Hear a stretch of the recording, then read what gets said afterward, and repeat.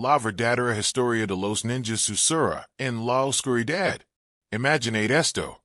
Y es una noche sin luna, en el Japón del siglo XVI.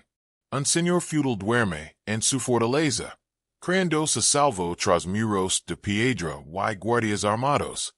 Pero en lo alto, una figura se mueve por las tallas del tejado con el silencio de la nieve cayendo. Este guerrero envuelto en sombras no porta estandarte, no anuncia ningún desafío, no busca la gloria. Al amanecer, la fortaleza será un caos, sus secretos robados, sus defensas comprometidas. Y nadie sabrá exactamente cómo sucedió.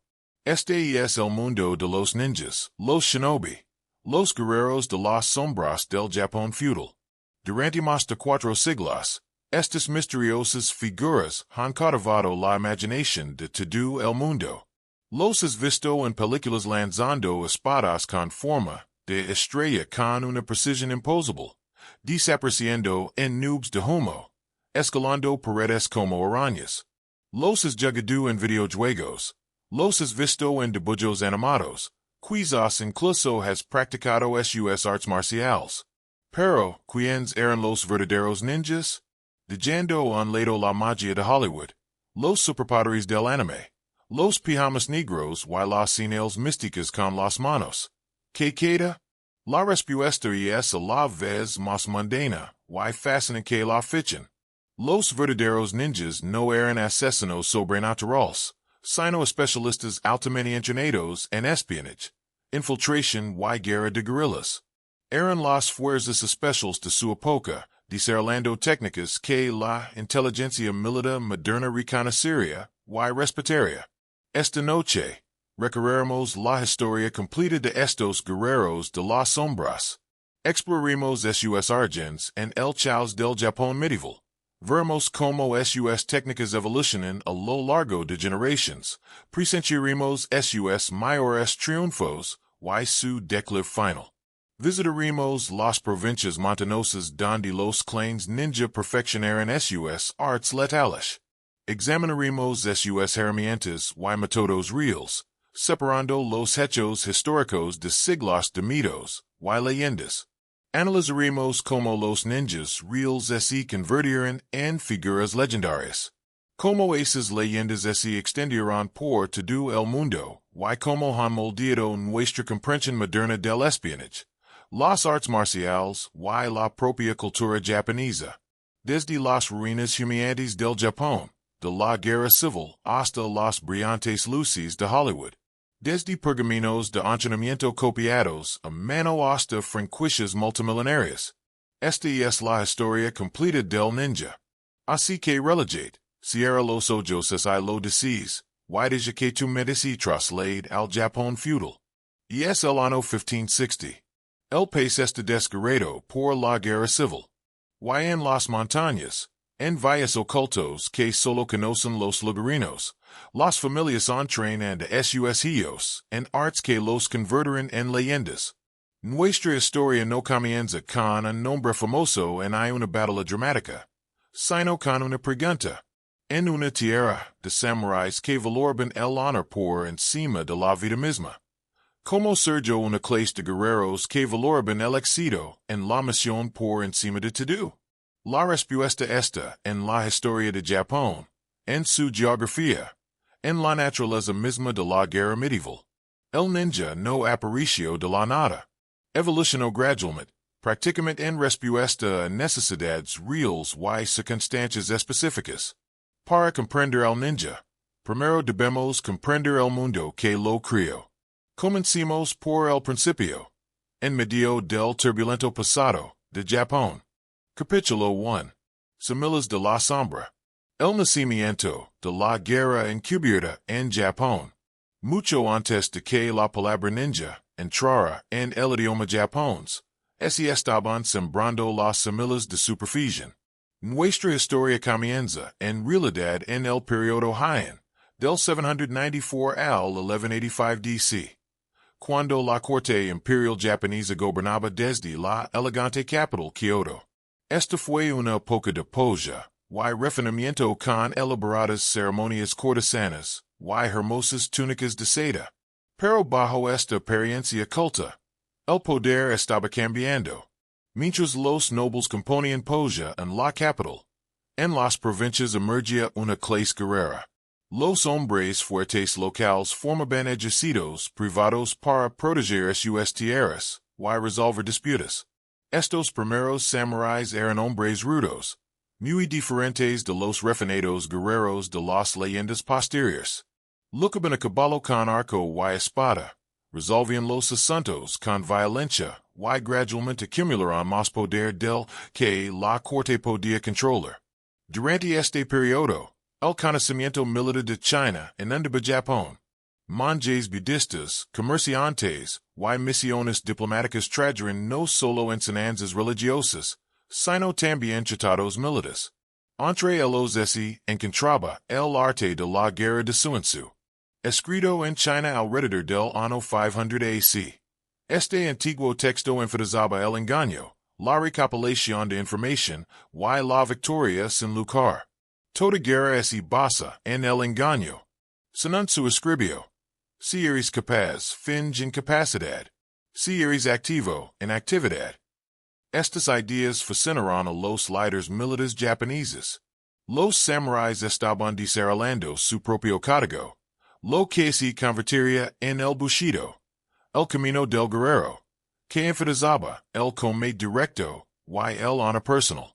Pero algunos líderes reconocieron que el astuto enfoque de Sun Tzu también tenía valor. Cuando dos ejércitos igualados se enfrentaban en batalla abierta, el que poseía mejor información solía ganar. Cuando un castillo parecía inexpugnable, a veces la infiltración triunfaba donde el asedio fracasaba. La geografía de Japón también jugó un papel crucial. El país es extremadamente montañoso. Aproximadamente el 75% del territorio está compuesto por escarpadas, colinas y montañas. Este terreno creó valles y regiones aisladas que desarrollaron sus propias culturas. Viajar entre regiones era difícil, y controlar las zonas montañosas desde capitales, las llanas era casi imposible. Estas aisladas regiones montañosas se convertirían en la cuna de la cultura ninja. En estas montañas vivían los Yamabushi, ermitaños que practicaban una religión sincrónica llamada Shigendo, mezclando budismo, sintoísmo y antiguas creencias populares. Estos practicantes religiosos vivían en la naturaleza, soportaban duros entrenamientos físicos y desarrollaban extraordinarias habilidades de supervivencia. Conocían los senderos de la montaña, podían predecir el clima, entendían las plantas medicinales, y se desplazaban libremente entre diferentes dominios en peregrinaciones religiosas. Si bien los Yamabushi influyeron directamente en el desarrollo de los ninja y es un tema de debate entre los historiadores, la coincidencia es significativa. Ambos grupos necesitaban habilidades similares. Ambos operaban en regiones montañosas y existían al margen de la jerarquía social habitual. Como mínimo, los Yamabushi demostraron que las personas podían desarrollar capacidades extraordinarias mediante el entrenamiento sistemático en condiciones adversas. El periodo han tardío fue testigo de luchas de poder cada vez más violentas. La guerra Jemp, 1180-1185, entre los clans Taira y Minamoto fue particularmente brutal, y culminó con el establecimiento por parte de Minamoto del primer shogunato de Japón, un gobierno militar que gobernaría junto a la corte imperial y, con el tiempo, la eclipsaría. Esta guerra vio un uso extensivo de lo que podríamos llamar tácticas ninja de protons, incursiones nocturnas, disfraces, difusión de información falsa, y el uso de guerreros no convencionales para misiones especiales. Un incidente famoso de esta guerra involucró al guerrero Minamoto no Yoshitsune, quien lideró un audaz ataque sorpresa por un acantilado supuestamente infranqueable para derrotar a las fuerzas de Taira. El ataque tuvo éxito en parte porque Yoshitsune utilizó guías locales que conocían el terreno, hombres que no eran samuráis, pero podían navegar donde los samuráis no podían. Este patrón y repetiría a lo largo de la historia militar japonesa. Fuerzas convencionales apoyadas por especialistas locales con conocimientos y habilidades únicos. Después de la guerra Geni, Japón tenía un gobierno militar, pero la paz resultó esquiva. El país se dividió en dominios controlados por varios caudillos llamados daimyo. Estos señores regionales mantenían sus propios ejércitos, y luchaban entre sí con frecuencia. La corte imperial sobrevivió, pero tenía poco poder real. Esta situación persistiría con periodos ocasionales de relativa estabilidad hasta finales del siglo XVI. Durante el siglo XIV, el periodo Nambucucho vio a Japón dividido entre dos cortes imperiales rivals, la del norte y la del sur, cada una reclamando legitimidad. El país se sumió en una guerra civil. En semejanzas, la fuerza militar convencional no fue suficiente. Los daimyo necesitaban información sobre los movimientos y planes del enemigo. Necesitaban formas de interrumpir las líneas de suministro enemigas sin arriesgar a sus ejércitos principales. Necesitaban especialistas que pudieran lograr con sigilo lo que no se podía lograr con la fuerza. En este entorno, ciertas provincias comenzaron a forjarse la reputación de producir hábiles soldados irregulares. Dos provincias en particular, Iga y Koga, se convirtieron en sinónimo de operaciones encubiertas. Estas regiones vecinas, separadas por montañas, ocupaban posiciones estratégicas cerca de la región capitalina, pero mantenían una considerable independencia de la autoridad central. La provincia de Iga estaba casi completamente rodeada de montañas, con solo estrechos pasos como acceso. Esta fortaleza natural protegía a la provincia de invasiones fáciles. Los samurai locales, samuráis de bajo rango que trabajaban en sus propias tierras, se organizaron no bajo un único señor poderoso, sino en confederaciones de familias aproximadamente iguales. Esta inusual estructura política, donde el poder se distribuye en lugar de concentrarse, influía profundamente en el desarrollo de la cultura militar de Iga. Koga, aunque algo más accesible, presentaba características similares. Terreno montanoso, familias locales fuertes y considerable autonomía. Ambas provincias eran pobres, según los estándares feudales. Su orografía montanosa dificultaba la agricultura. Los residentes necesitaban fuentes de ingresos complementarios, y la venta de servicios militares especializados a daimyo más adinerados les proporcionaba dichos ingresos. Las familias de estas regiones comenzaron a desarrollar sistemáticamente habilidades útiles para la guerra irregular. Se entrenaron en supervivencia en la montaña y navegación. Estudiaron estrategias para defender su agreste territorio natal contra ejércitos más grandes. Desarrollaron redes de inteligencia dentro de sus provincias, y gradualmente las extendieron a las regiones vecinas. Cuando estaban conflictos, los daimyo de fuera de Iga y Koga a veces contrataban especialistas de estas provincias para misiones que requerían sigilo, reconocimiento o infiltración. Esta no era la tradición ninja plenamente desarrollada. Eso vendría después, pero se estaban sentando las bases. El aislamiento geográfico generaba independencia. La necesidad económica impulsaba la especialización y la demanda militar recompensaba el desarrollo de capacidades para operaciones encubiertas.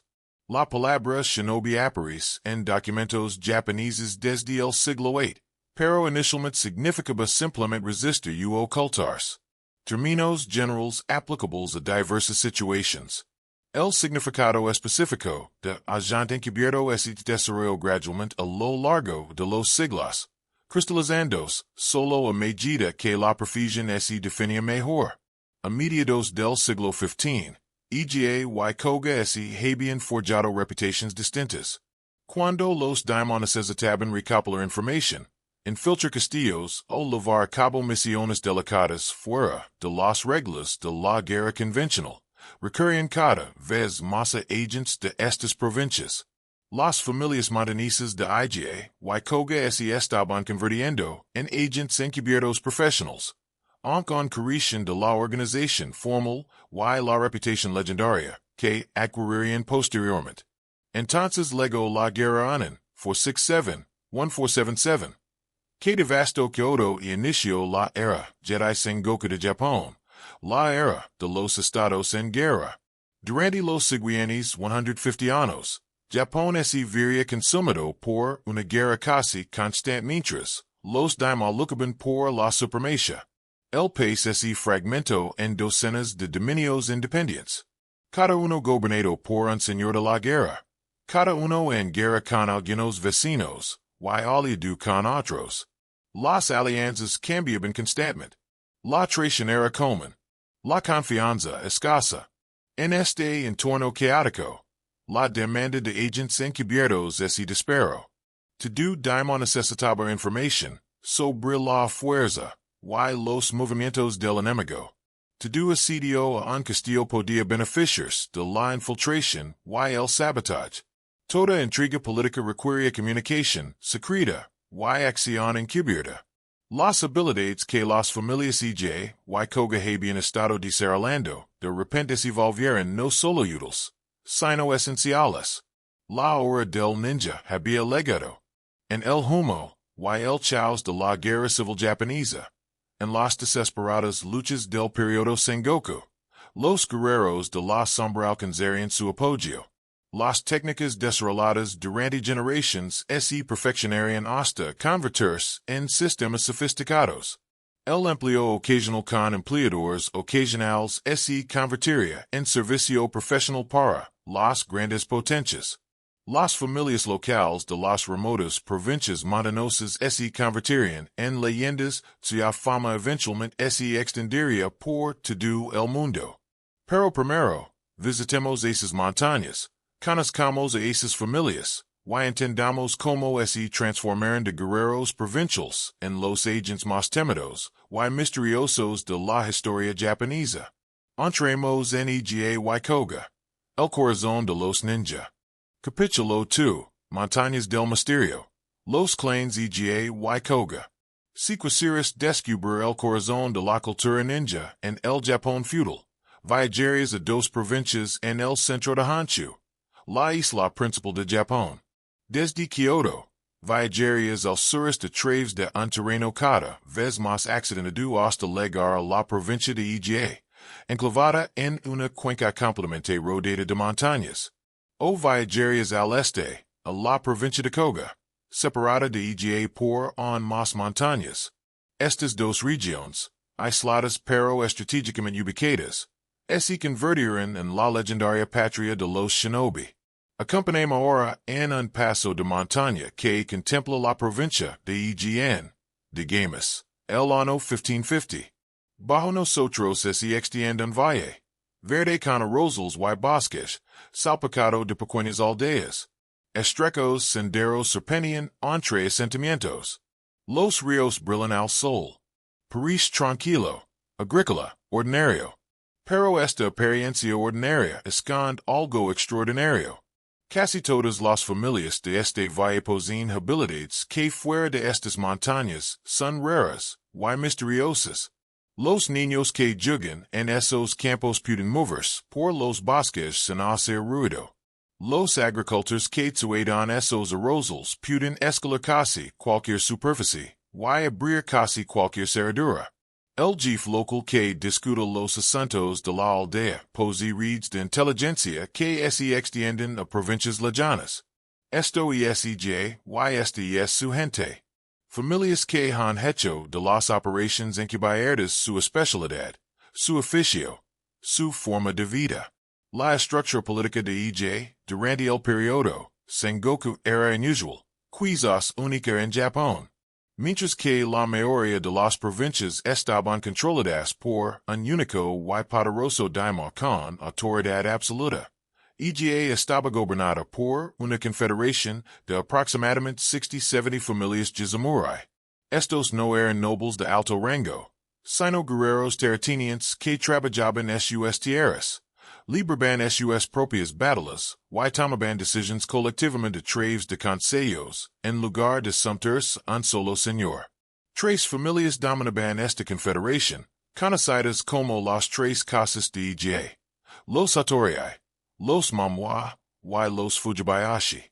Cada familia controlaba diferentes regiones de la provincia, y comandaba redes de familias menores, pero ninguna podía reivindicar la supremacía absoluta sobre los demás.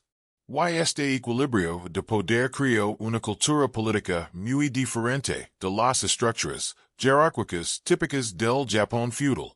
El clan Hattori, cuyo miembro más famoso sería Hattori Hanzo, lo conoceremos más adelante. Ese originó en la cercana provincia de Mikawa, pero ese estableció en Iga.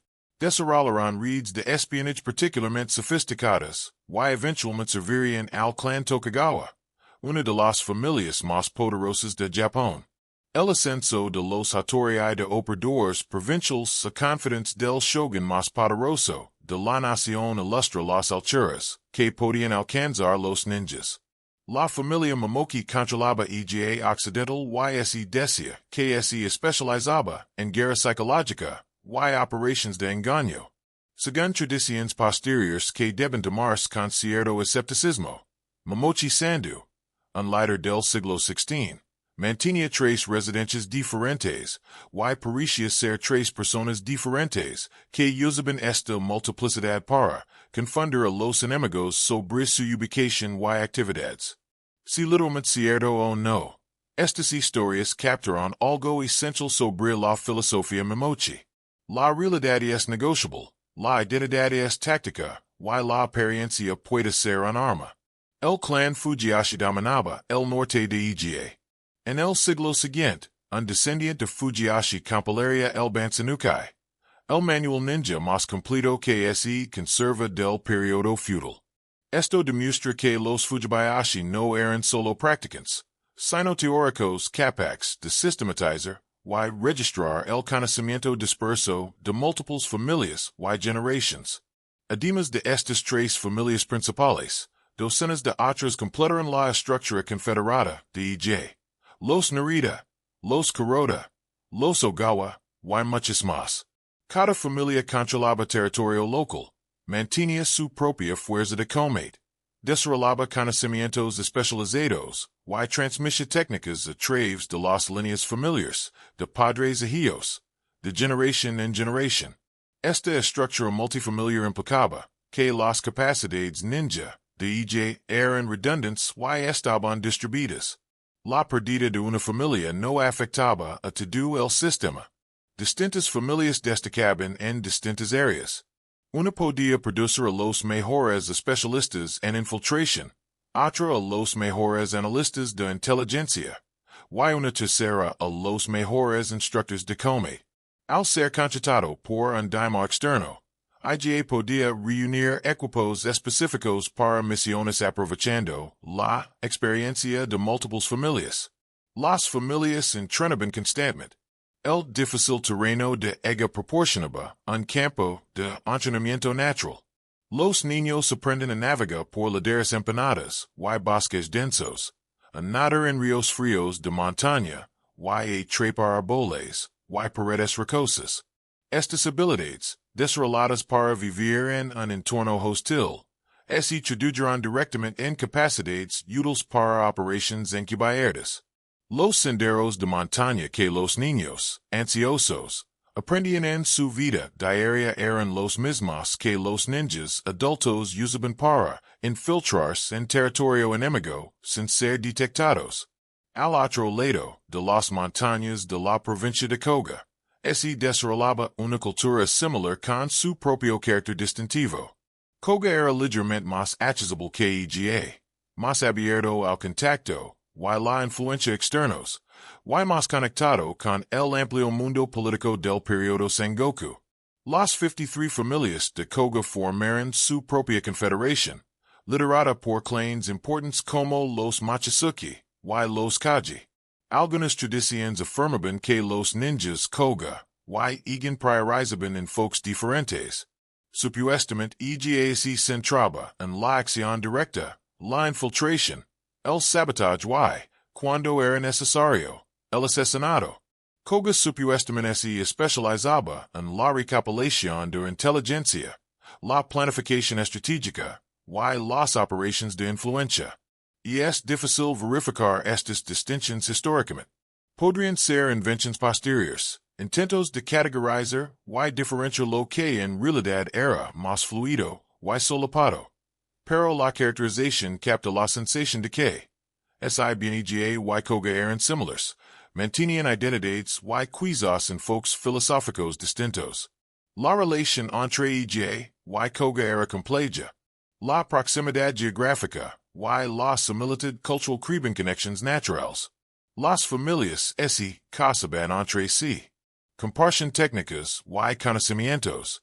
En ocasiones colaboraban en misiones para empleadores externos. Sin embargo, también competían por los mismos contratos. Mantenían un orgullo feroz por sus identidades provinciales y, en ocasiones, se encontraban en bandos opuestos en los conflictos. El aislamiento de ambas provincias era a la vez fortaleza y vulnerabilidad. Las montañas los protegían de invasiones fortuitas, permitiendo que sus gobiernos confederados sobrevivieran cuando la mayor parte de Japón caía bajo el control de poderosos daimyo.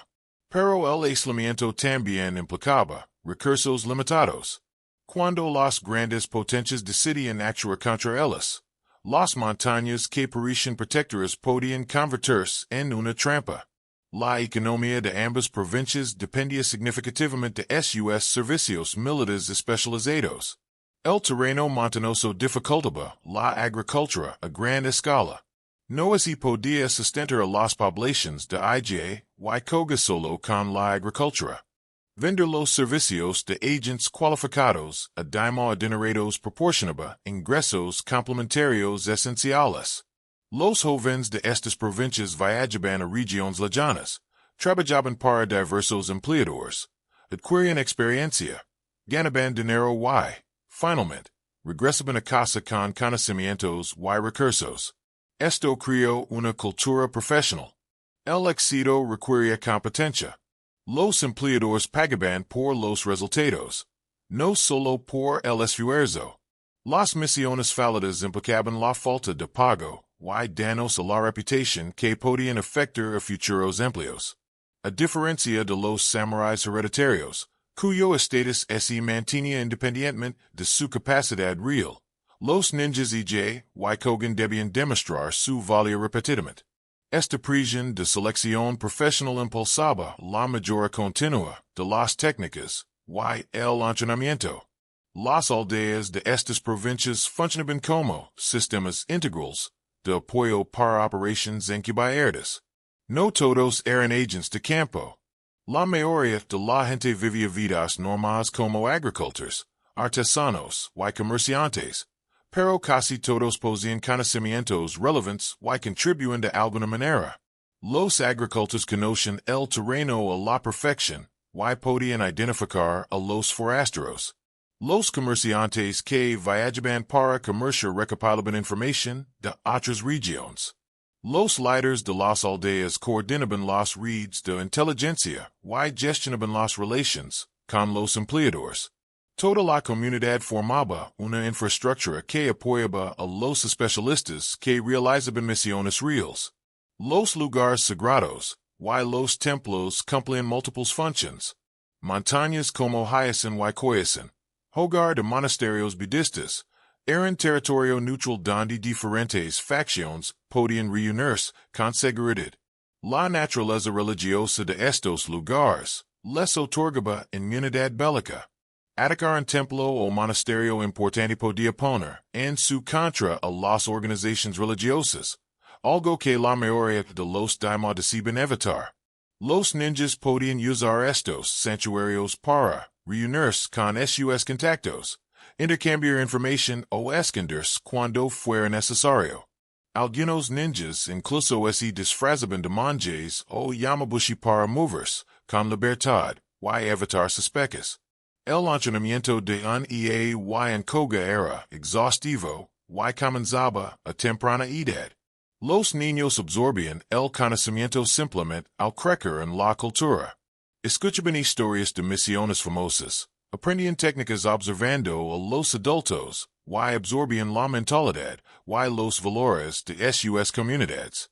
El entrenamiento formal comenzaba alrededor de los 7 u 8 años, abarcando acondicionamiento físico, arts marciales, habilidades de supervivencia, y conocimientos académicos. A mediados del siglo VI, con la intensificación de las guerras civiles japonesas, Iga y Koga habían alcanzado su apogeo. Sus agentes trabajaban para los demás por todo el país. Su reputación se extendió. Todos sabían que Iga y Koga producen los mejores agentes encubiertos de Japón. Los soldados podían temerlos, los oficiales desconfiar de ellos, pero los comandantes los valoraban enormemente. En una era bélica, la capacidad de saber que planeaba el enemigo, de interrumpir sus operaciones en secreto, y de alcanzar objetivos, sin arriesgar al ejército principal. Estas capacidades podían determinar la victoria o la derrota. Pero la reputación conllevaba riesgos. Ser conocidos como la fuente de ninjas hábiles convertía a Iga y Koga en objetivos. Su independencia, tan cuidadosamente mantenida mediante el sistema confederado, y las defensas montañosas, atrajo la atención de los unificadores que buscaban controlar todo Japón. El mismo éxito que trajo prosperidad también trajo peligro. En las décadas de 1570 y 1580, a medida que el caudillo Oda Nobunaga se acercaba a la unificación de Japón bajo su control, no podía tolerar que provincias independientes como Iga y negran asuntos. Las montañas de Iga, que habían protegido la provincia durante tanto tiempo, pronto se convertirían en un campo de batalla. Se acercaba la mayor prueba para los clans ninja. Pero antes de presentar ese conflicto crucial, comprendemos mejor que hacían realmente los ninjas, cómo entrenaban y que los hacía tan efectivos. Adéntranos en las salas de entrenamiento, y los senderos montañosos de Iga y Koga, y aprendemos las técnicas que diferenciaron a los ninjas legendarios de los guerreros comunes. Capítulo 3. Forjando sombras. El entrenamiento de un ninja. Imaginemos a un niño nacido en una familia ninja en la provincia de Iga alrededor de 1540. Desde el momento en que este niño aprendió a caminar, comenzó su educación en las artes shinobi, aunque no lo reconocieron como tal. Seguimos el desarrollo de este niño a través de los años, y entendamos cómo un bebé se convirtió en un agente extraordinario. El entrenamiento más temprano no fue formal en absoluto. Era un juego. Pero los juegos a los que los niños ninja jugaban desarrollaban las capacidades que su vida adulta requeriría. Jugaban al escondite en los bosques, aprendiendo a encontrar escondites, y a mover sigilosamente. Trepaban a los árboles, desarrollando fuerza y comprensión del movimiento vertical. Corrieron por las colinas, desarrollando resistencia. Nadaban en arroyos de montaña, cinchándoos cómodos en el agua. Estos no eran ejercicios ninja especiales. Los niños de todas partes jugaban de manera similar. Pero en Iga y Koga, los adultos observaban que niños mostraban aptitud y animaban sutilmente a aquellos cuyos talentos podrían resultar útiles. Alrededor de los 7 años, comenzó el entrenamiento formal. Al niño se lo asignaba un maestro, generalmente un familiar, padre, tío o hermano mayor, que supervisaba personalmente su desarrollo. Esta instrucción individual permitía personalizar el entrenamiento según las habilidades y personalidad de cada niño. Un niño con una inteligencia excepcional podía centrarse más en la estrategia y el análisis de inteligencia. Uno con una coordinación física notable podía enfatizar las habilidades de infiltración y combate. Otro con talento para la manipulación interpersonal podía desarrollar capacidades de camuflaje y infiltración. El acondicionamiento físico constituía la base. Cada día comenzaba corriendo. Sprints cortos y intensos para desarrollar potencia explosiva. Luego distancias más largas para aumentar la resistencia. Los ninjas adultos necesitaban recorrer 50 o más en un día a través de terrenos difíciles, manteniendo la alerta y la capacidad de acción. Esto requería una condición física extraordinaria, desarrollada gradualmente a lo largo de años de entrenamiento diario. Los ejercicios de salto desarrollaban la fuerza en las piernas y el control corporal. Los estudiantes saltaban barreras cada vez más altas, aprendiendo a generar la máxima altura y minimizar el ruido al aterrizar. Practicaban saltos amplios a través de espacios cada vez más amplios, desarrollando así la capacidad de superar obstáculos y abismos. La técnica de aterrizar era crucial. La capacidad de absorber el impacto silenciosamente marcaba la diferencia entre una infiltración exitosa y un descubrimiento inmediato. El entrenamiento de escalada comenzaba con superficies naturales ásperas, árboles con buenas asidros y laderas rocosas con agarres evidentes. A medida que los estudiantes progresaban, se enfrentaban a superficies más lisas y difíciles, hasta que finalmente aprendieron a escalar paredes de madera y superficies de piedra con agarres mínimos. Los estudiantes avanzados aprendieron a escalar rápidamente y a ascender cargando equipo. Los más hábiles podían escalar en la oscuridad, encontrando agarres solo con el tacto. El entrenamiento de equilibrio utilizaba vigas estrechas y troncos, enseñando a los estudiantes a caminar con seguridad en superficies estrechas como vigas de techo o paredes estrechas. Este entrenamiento también desarrollaba la fuerza del torso y la propiocepción, la conciencia de la posición corporal y el movimiento en el espacio. Un ninja que se infiltrara en un castillo podría necesitar atravesar vigas de techo en la oscuridad, pisar soportes del techo mientras se desplazaba por un ático o camina por los estrechos muros de un castillo. Practicar el equilibrio podía salvar vidas. La instrucción en natación enfatizaba la resistencia y la versatilidad. Los estudiantes aprendieron diversas brazadas, natación subacuática, y mantenerse afloat con el mínimo esfuerzo durante periodos prolongados. Practicaban nadar con ropa, a veces con peso específico, nadar cargando equipo y mantener silencio en el agua. Se enseñaban técnicas especiales, nadar a través de corrientes, bucear para evitar ser detectado y usar tubos de respiración para mantener sumergido.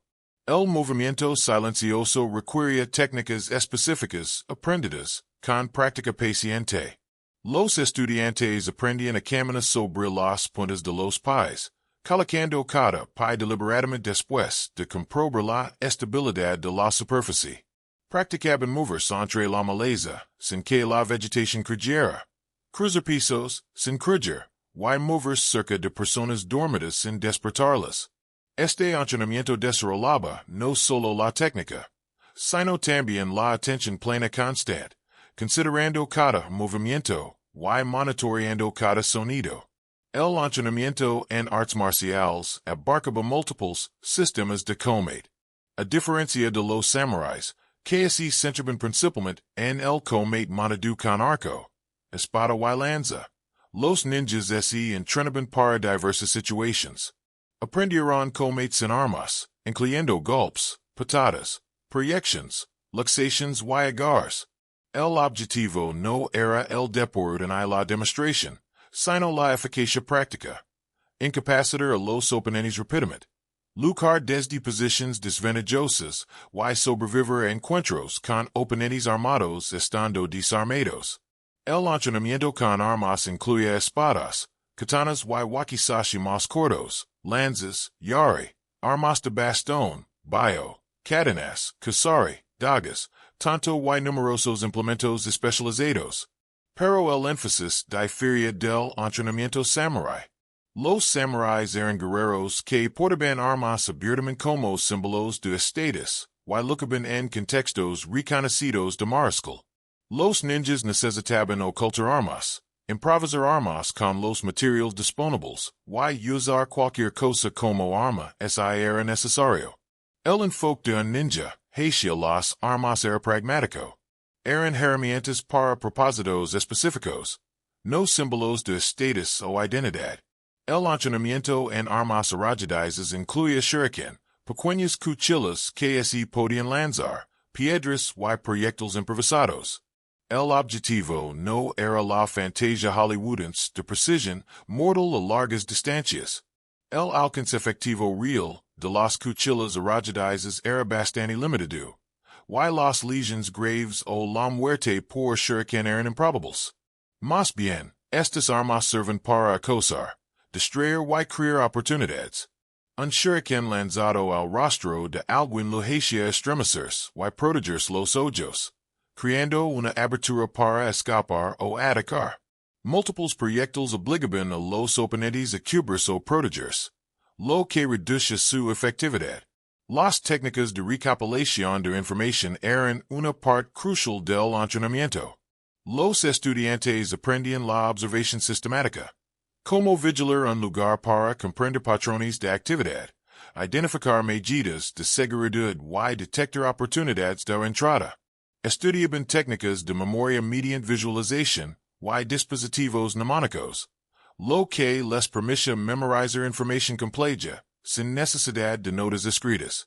Aprendieron a evaluar la fiabilidad de la información, a contrastar múltiples fuentes, y a extraer conclusiones precisas de información incompleta.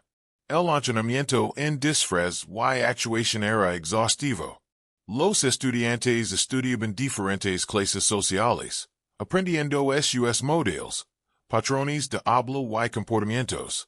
Practicaban juegos de rol, pasando días o semanas manteniendo identidades falsas para interiorizar diferentes personajes. Aprendieron a alterar su apariencia con maquillaje, releno y cambios de vestuario. Estudiaban psicología humana para comprender que hacía que las actuaciones fueran creíbles, y que despertaba sospechas.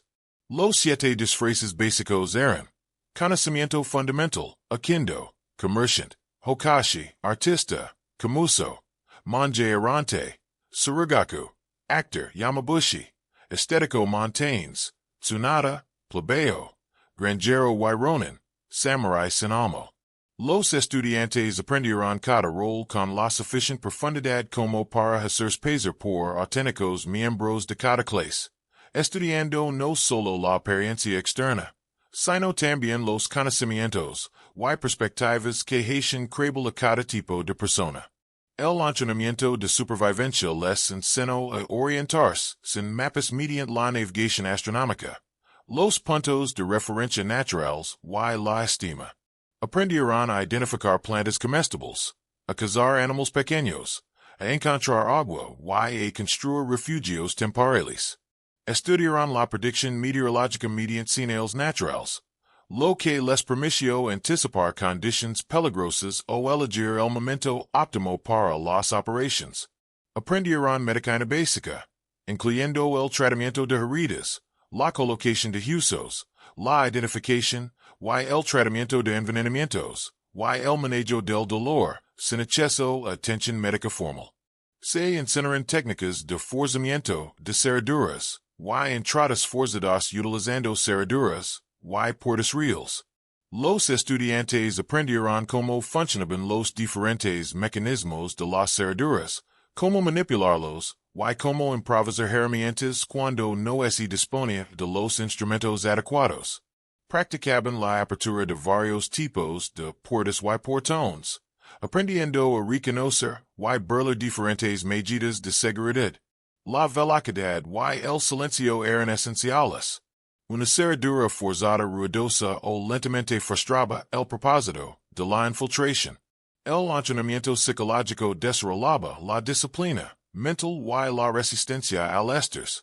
Los estudiantes practicaban meditación derivada de las tradiciones budista y sintoísta. Aprendían a calmar sus mentes, enfocar la atención y mantener la compostura bajo presión. Aprendieron a funcionar a pesar del mito, a pensar con claridad en situaciones peligrosas, y a mantener identidades falsos bajo interrogatorio. Algunos entrenamientos exponen deliberadamente a los estudiantes a condiciones estresantes, hambre, frío, dolor y miedo para desarrollar resiliencia. En la posada Kugi, los nuevos manuales a menudo asociados con el misticismo ninja eran probablemente dispositivos mnemónicos, en lugar de gestos mágicos. Al formar posiciones específicas de las manos, los practicantes podían recordar secuencias complejas de información, acceder a estados mentales particulares o seguir procedimientos memorizados en situaciones estresantes. El aspecto ritualista ayudaba a los practicantes a concentrarse y prepararse mentalmente para misiones peligrosas. El conocimiento académico incluía la alfabetización, sorprendentemente escasa en el Japón feudal fuera de la aristocracia, las matemáticas para la navegación y el cálculo, la astronomía básica para la navegación y la cronometría, y el conocimiento de la geografía regional, la política y las estructuras de poder. Comprender el panorama político, quien es alia con quien, que motivaba a las diferentes facciones donde podrían surgir conflictos, permitió a los ninjas proporcionar valiosa información estratégica, más allá de la simple observación. El entrenamiento especializado variaba, según la tradición familiar, y la aptitud individual. Algunas familias se especializaban en áreas específicas, explosivos y fuego, venenos, códigos y criptografía, manejo de animales o técnicas de combate específicas. Los estudiantes podían recibir entrenamiento en las especialidades de su familia o ser enviados a otras familias para aprender técnicas no disponibles en su propio lineage. Los ninjas, llamados kunoichi, recibían un énfasis de entrenamiento diferente, en comparación gran parte con los hombres. Las mujeres podían acceder a espacios a los que los hombres no tenían acceso. Por ejemplo, a los aposentos femeninos en castillos y mansions. Podían hacerse pasar por servientes, costureras o artistas para infiltrarse en los hogares. El entrenamiento enfatizaba las habilidades sociales, las técnicas de manipulación, la seducción cuando era apropiado, aunque esta era solo una herramienta entre muchas. Y el uso de armas ocultas, y que las mujeres no podían portar armas visibles sin déspotas especies. El entrenamiento culminaba con experiencia práctica bajo supervisión. Los jóvenes ninja acompañaban a operativos experimentados en misiones reales, inicialmente en funciones de apoyo, asumiendo gradualmente más responsabilidad a medida que demostraban competencia. Un joven podía empezar ayudando a preparar el equipo, luego sirviendo como vigía, luego dirigiendo partes periféricas de las operaciones y, finalmente, liderando sus propias misiones. Este sistema de aprendizaje garantizaba que las técnicas se pusieran a prueba en condiciones reales y que el conocimiento teórico se transformara en capacidad práctica. El entrenamiento nunca era del todo completo. Incluso los ninjas más experimentados continuaban practicando, perfeccionando técnicas y aprendiendo a lo largo de sus vidas. Los mejores operativos solían ser aquellos que habían sobrevivido y aprendido durante décadas de misiones reales, acumulando conocimientos que ningún entrenamiento formal podía proporcionar. La supervivencia en sí misma era educativa. Comprender que había salido mal en misiones anteriores permitía planificar mejor las futuras. A los 20 años, un ninja que había entrenado desde la infancia era un operativo formidable. Poseían capacidades físicas excepcionales, conocimiento sistemático en múltiples dominios, practicaban habilidades en docenas de técnicas, y la disciplina mental para usar estas capacidades eficazmente bajo presión. No eran sobrehumanos, pero sí extraordinarios. Producto de, posiblemente, el sistema de entrenamiento de operaciones encubiertas más completo desarrollado en el mundo premoderno. Este entrenamiento creó no solo capacidades individuales, sino una cultura profesional compartida. Todos los ninjas de Iga y Koga aprendieron técnicas similares, comprendieron principios similares, y pudieron trabajar juntos, sin problemas gracias a sus bases comunes. Cuando varios ninjas de diferentes familias trabajaban juntos en una misión, podían coordinarse eficazmente gracias a que su entrenamiento les había proporcionado habilidades compatibles y marcos comunes. Ahora, con la comprensión de cómo entrenaban los ninjas, examinemos qué herramientas usaban realmente, qué armas portaban y qué equipo hacía posible sus misiones. Exploremos el arsenal de los ninjas. Capítulo 4. El arsenal de las sombras. Herramientas, armas y técnicas. En un oscuro almacén de Iga, un ninja se prepara para una misión. Observemos cómo se selecciona y empaca cuidadosamente el equipo. Algunos artículos serían reconocibles para cualquier guerrero. Una espada, una daga, una cuerda. Otros son más inusuales, y nada es lo que parece. Primero, la espada. La cultura popular representa una espada ninja distintiva, corta, de hoja recta y guarda cuadrada. La evidencia histórica de este de sino específico y es limitada. Los ninjas reales usaban diversas espadas según los requisitos de la misión y sus preferencias personales. A veces portaban katanas estándar como cualquier samurai. Otras veces usaban espadas rectas wakiashi o chikudo más cortas. Lo que distinguía a la espada de un ninja no era el destino, sino su uso. Era una herramienta, no un símbolo de estatus. La vaina de la espada, SIA, cumplía múltiples funciones. Su interior hueco podía ocultar documentos, veneno o pequeñas herramientas. El extremo abierto de la vaina podía funcionar como un tubo de respiración bajo el agua o como una cerbatana para dardos envenenados. Usado como bastón, extendía su alcance y podía distraer a los oponentes mientras la hoja permanecía envenenada. Colocado sobre un hueco, se convertía en un puente improvisado. El enfoque pragmático y multiusos caracterizaba el equipo ninja en general. Las dagas y las hojas cortas eran esenciales. El tanto, la daga estándar, era fiable y fácil de ocultar. El kunai, a menudo representado en los medios modernos como un arma arrojadiza, era en realidad una herramienta multiusos, principalmente una palita para cavar. Su punta afilada permitía aflojar el mortero entre las piedras. Su hoja podía cortar cuerdas y, sí, podía servir como arma si era necesario, pero lanzar era una función secundaria. El kunai ejemplificaba la filosofía ninja. Todo objeto debía tener múltiples propósitos. Los shurikens se dividen en dos tipos principales. Ambos shuriken eran proyectiles con forma de púas que se lanzaban como dardos. Los shuriken, o shurikens, eran las icónicas hojas arrojadizas con forma de estrella. Ambas eran armas de hostigamiento más que herramientas primarias para matar. Lanzar cualquier hoja pequeña con precisión a más de unos pocos metros y es difícil. Incluso los impactos a través de la ropa vez causaban lesiones graves. Pero cumplían valiosos propósitos tácticos. Lanzado a la cara de alguien, causaba estremecimiento y perturbación. Multiple shuriken obligaban a los oponentes a ponerse a cubierto. Usados a retirarse, ralentizaban a los perseguidores. No eran estrellas de la muerte mágicas, sino herramientas tácticas prácticas, correctamente utilizadas. Las cuerdas y los cordones eran equipo fundamental. El gancho de agar Kaganawa, unido a una cuerda, permitía escalar paredes lisas, cruzar huecos, y recuperar objetos distantes.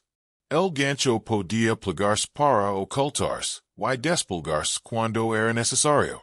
Las cuerdas de diferentes longitudes servían para diferentes propósitos. Cuerdas largas para escalar, cordones más cortos para atar. Cordones muy finos pero resistentes para colocar cables trampa o trampas. Los ninjas se convirtieron en expertos en hacer nudos, usando diferentes nudos para distintas situaciones, y atándolos o desatándolos rápidamente, incluso en la oscuridad. Las ayudas para escalar incluyen shuko, garras de mano, y chico, garras de pie. Bandas metálicas con púas que se usaban en manos y pies y que proporcionaban agar en superficies de madera o corteza de árbol. Su uso efectivo requería mucha práctica, pero una vez dominado, permiten escalar superficies que de otro modo serían imposibles. Los tacajita eran calzados especiales con clavos o tacos para mayor tracción. El equipo acuático abordaba uno de los desafíos frecuentes de los ninja. Como cruzamos ríos y otros obstáculos acuáticos en silencio y sin ser detectados. Los uquitos eran vigigas inflables o contenedores sólidos utilizados para flotación, lo que permitía a un ninja flotar sobre el agua con discreción. Las arañas acuáticas mizagumo eran dispositivos de flotación circulares que se usaban como esquís y que, en teoría, permiten caminar sobre el agua. Su efectividad real y debatida. Probablemente útiles en aguas muy poco profundas o pantanos, pero no en aguas más profundas, como sugieren las dramáticas representaciones. Los tubos de respiración, mizukaki, eran simples tubos huecos o tubos de bambú que permiten respirar sumergido. El usuario podía ocultarse en el agua con solo la punta de los tubos sobre la superficie, invisible para los observadores ocasionales. Simple pero efectivo. Esta técnica hacía que los modos fueran menos efectivos como obstáculos y proporcionaba escondite de emergencia en caso de persecución. Los dispositivos generadores de humo tenían múltiples propósitos. Las mezclas químicas, al encenderse, producen un humo denso para ocultarse durante la retirada o para sembrar el caos durante las operaciones. Diferentes fórmulas producen diferentes efectos. Algunos crean humo tóxico o irritan que incapacitaba a los oponentes. Otros simplemente proporcionaban oscuridad visual. La famosa desaparición en una nube de humo se produce en realidad en autobuses. Una bomba de humo lanzada al escapar podía confundir a los perseguidores sobre la dirección y el momento de la retirada. Los explosivos se desarrollaron tras la llegada de la pólvora a Japón en el siglo XVI. Los recipientes de cerámica llenos de pólvora y metralla creaban granadas improvisadas. Estas eran peligrosas de usar, con espalidas poco fiables, explosions impredecibles y riesgo de detonación prematura, pero ofrecen capacidades antes inexistentes. Atravesar muros, crear distractions o iniciar incendios a distancia. Las diferentes mezclas explosivas cumplen distintos propósitos. Un ruido fuerte sin causar mucho daño para distraer o una fuerza destructiva concentrada para sabotage. El equipo para iniciar incendios era crucial en las misiones de sabotaje. Diversos métodos podían iniciar incendios a distancia o con retardo. Mechas de combustión lenta, productos químicos que se incendiaban al mezclarse, flechas con puntas ardientes. El fuego era una de las armas más efectivas de los ninjas. Los castillos y pueblos construidos principalmente de madera y papel eran extremadamente vulnerables. Un solo disparo bien dirigido podía causar más daño que un ejército. Los venenos y las toxinas servían tanto para fines ofensivos como defensivos. El conocimiento de las plantas tóxicas y su preparación permitía envenenar alimentos o bebidas, tratar las armas para aumentar la gravedad de las heridas o crear humo que enfermaba a quienes lo inhalaban. El conocimiento defensivo implicaba reconocer los síntomas del envenenamiento y tener antídotos disponibles. El uso práctico de venenos era menos dramático de lo que sugiere la ficción. Los venenos fiables que mataban rápidamente eran raros. La administración era difícil, y la detección siempre era un riesgo. Los medicamentos y los suministros de primeros auxilios incluyen vendas, agujas y hilo para suturar heridas, diversas hierbas y preparations para aliviar el dolor o prevenir infecciones, y materials para colocar ferilas. Un ninja que operaba lejos de apoyo necesitaba autosuficiencia en materia médica. Las heridas pequeñas podían agravarse sin la atención adecuada. Y las heridas graves podían ser mortals sin tratamiento inmediato. Los materiales para disfrazarse eran tan importantes como las armas. Diversas prendas apropiadas para diferentes roles sociales. Maquillaje y materiales para alterar la apariencia. Documentos o credentials, falsos y accesorios que hacían creíbles los disfraces. Mercancías de comerciantes, rosarios de monjes, herramientas de labranza. El disfraz no era solo un disfraz, sino una transformación completa que requería accesorios y comportamiento apropiados.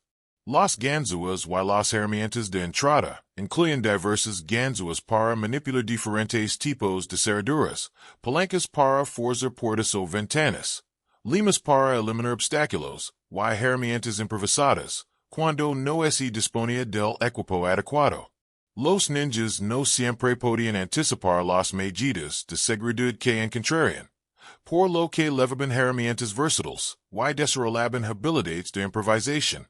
Los equipos de comunicación permiten la coordinación entre los miembros del equipo.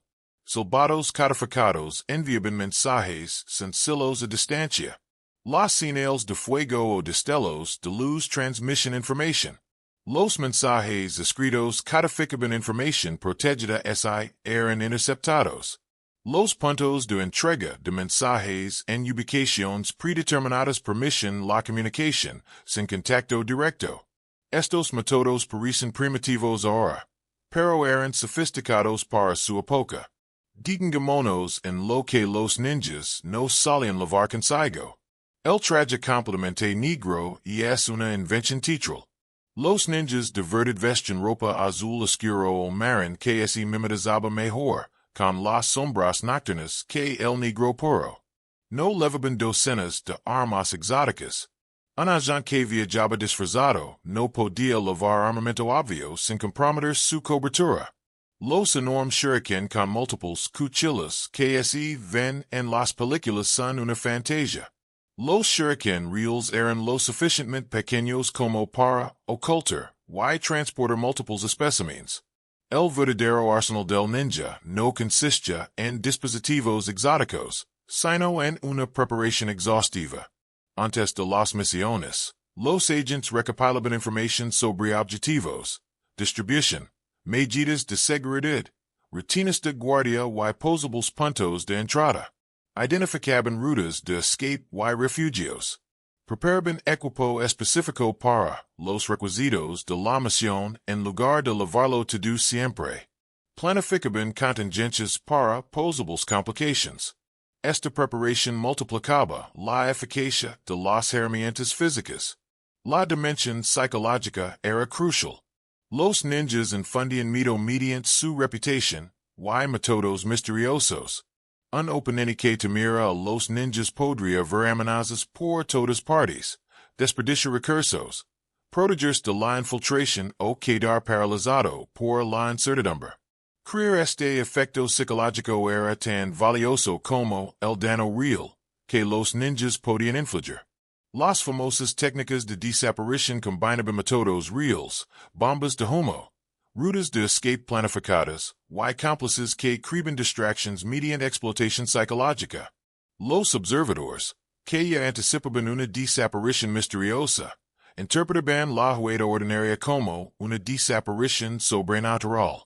La tecnología evolucionó durante el periodo activo del ninja. Los primeros ninjas no tenían acceso a armas de fuego. Las generaciones posteriores desarrollaron un amplio conocimiento de explosivos y armas de fuego. El contacto con China, Corea y, finalmente, con comerciantes portugueses les proporcionó nuevos conocimientos y equipo. Los ninjas exitosos no se aferraban a la tradición, sino que adaptaban continuamente nuevas capacidades. Los principios subyacentes sigilo, inteligencia, adaptabilidad y enfoque en la misión, se mantuvieron constantes, pero técnicas y herramientas específicas evolucionaron. Cabe destacar también lo que los ninjas no solían hacer, a pesar de las representaciones modernas. No eran combatientes de primera línea. Ese era el rol del samurái. Evitaban el comate directo siempre que era posible. Y que el comate era arriesgado, y atraía la atención. No eran principalmente asesinos, aunque veces era necesario. La mayoría de las misiones implicaban recopilación de inteligencia, sabotage, difusión de desinformación y otras acciones encubiertas. Los dramáticos asesinatos que se recuerdan en la historia fueron exceptions, no operaciones normales. La mayor arma del ninja era el conocimiento de la psicología humana, de su entorno operativo, de las capacidades y intenciones del enemigo y de sus propias limitations. Las herramientas físicas empleaban estas capacidades, pero no podían reemplazar la comprensión. Un ninja que comprendiera su objetivo podía triunfar con un equipo mínimo. Quien no lo comprendiera fracasaría, incluso con las mejores herramientas. Como nuestro agente Iga termina de preparar su equipo, revisa cada elemento cuidadosamente y se dirige hacia territorio enemigo.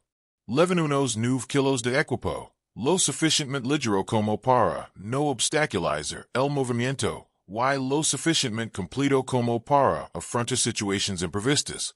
Gran parte de lo que los hace peligrosos no reside en su mochila, sino en su mente.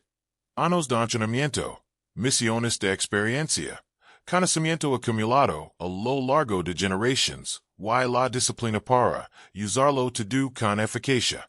Con la comprensión de las herramientas y armas de los ninja, examinemos ahora sus técnicas de disfraz, engaño y infiltración, las artes psicológicas que a menudo eran más importantes que las capacidades físicas.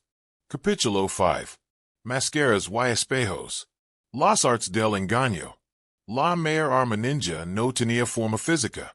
No podía ser confiscada en los puestos de control y contrarrestada por una mejor armadura. Esta arma era el arte del engaño. La capacidad de ser quien la misión requería para manipular la percepción, y la creencia, y moverse por territorio enemigo, no evitando ser detectado, sino siendo visto como algo inofensivo.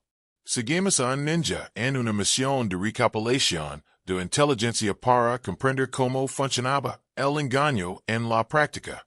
El objetivo de nuestros agentes es un castillo controlado por un daimon enemigo. La misión. Conoce la fuerza de la guarnición, la calidad de sus suministros, y los planes del daimon para la próxima temporada de campaña. Infiltrarse en el castillo sigilosamente sería extremadamente difícil.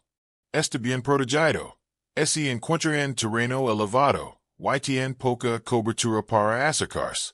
En su lugar, nuestro ninja entrará por la puerta principal.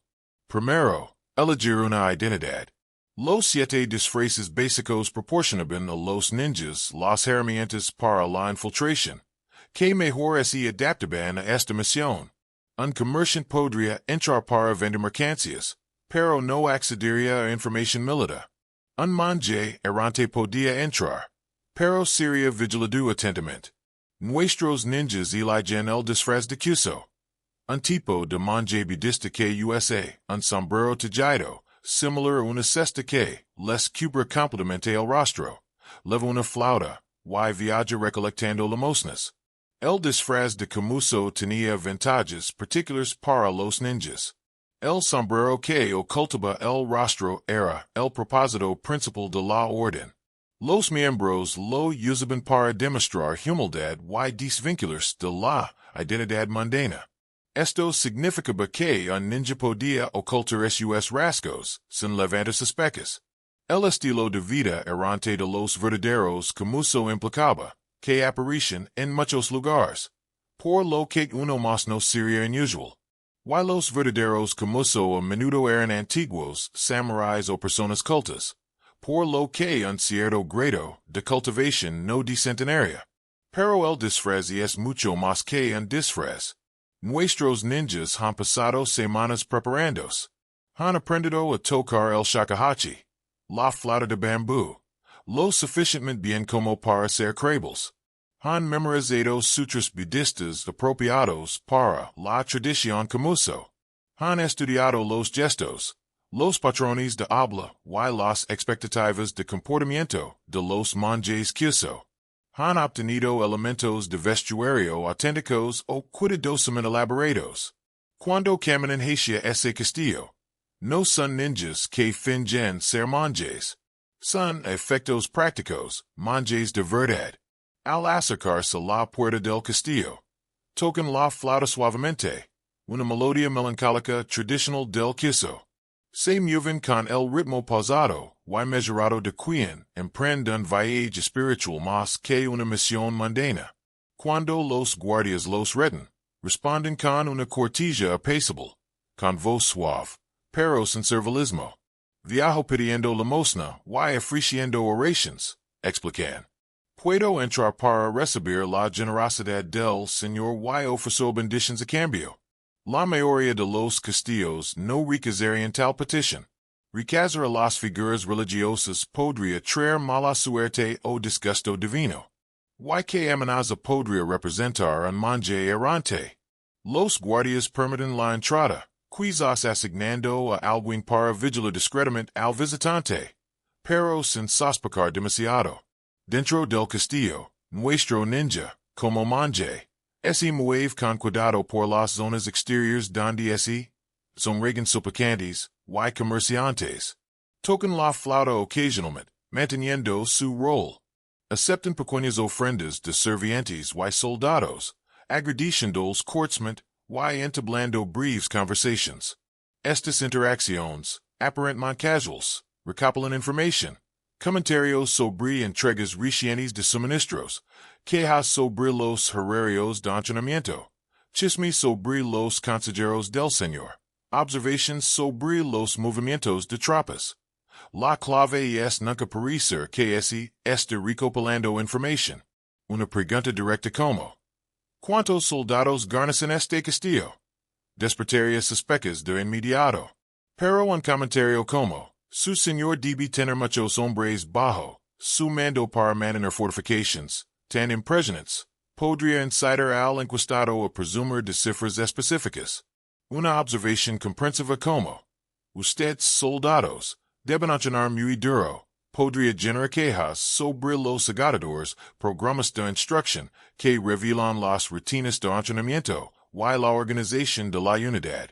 Nuestro agente también observa sistemáticamente cuántos puestos de guardia hay. ¿Cuál es su horario de relevo? ¿Qué áreas se patrolan con frecuencia y cuáles con poca frecuencia? ¿Dónde se almacenan los suministros? ¿Cuál es el estado del equipo y la moral de los hombres? Un observador entrenado puede aprender muchísimo simplemente observando atentamente mientras aparenta estar haciendo otra cosa. En este caso, ser un monje errante en busca de armas. Este es el arte de lo que los ninjas llaman la recopilación paiva de información mediante la simple presencia y observación. Requiere paciencia, observación cuidadosa y entrenamiento de la memoria para retener detalles sin tomar notas sospechosas. Después de salir del castillo, nuestro agente se retiraba a un lugar seguro y pasaba horas registrando todo lo observado, creando informes de inteligencia detallados para su jefe. Pero a veces se necesitaban enfoques más activos. Otra habilidad ninja fundamental era la participación activa, hacer preguntas y crear situaciones que revelan información. Esto requiere comprender la psicología humana y cómo manipular la ética o moralmente según la perspectiva. Diferentes enfoques psicológicos se adaptaban a diferentes situaciones. Establecer una buena relación hacia que la gente quisiera ayudar. Esto implicaba escuchar activamente, mostrar interés genuino en las personas, encontrar puntos en común y crear conexiones emocionales. Un ninja que hacía que alguien se sintiera escuchado y valorado a menudo podía lograr que esa persona ofreciera información libremente. Explorar las emociones abría otras posibilidades. El mito hacía que las personas cooperaran. Sutiles indicios de peligro o consecuencias podían motivar el intercambio de información. La codicia funcionaba de forma similar, ofreciendo recompensas por información o creando situaciones en las que ayudar al ninja servia a los intereses de la víctima. El orgullo hacia que las personas fueron presumidas. Los halagos sobre su conocimiento o importancia a menudo los llevaban a demostrarlo compartiendo secretos. La ira hacia que las personas fueron descuidadas. Provocar una reacción emocional a menudo las llevaba a decar más de lo que pretendían. Estas técnicas parecen manipuladoras, y lo eran.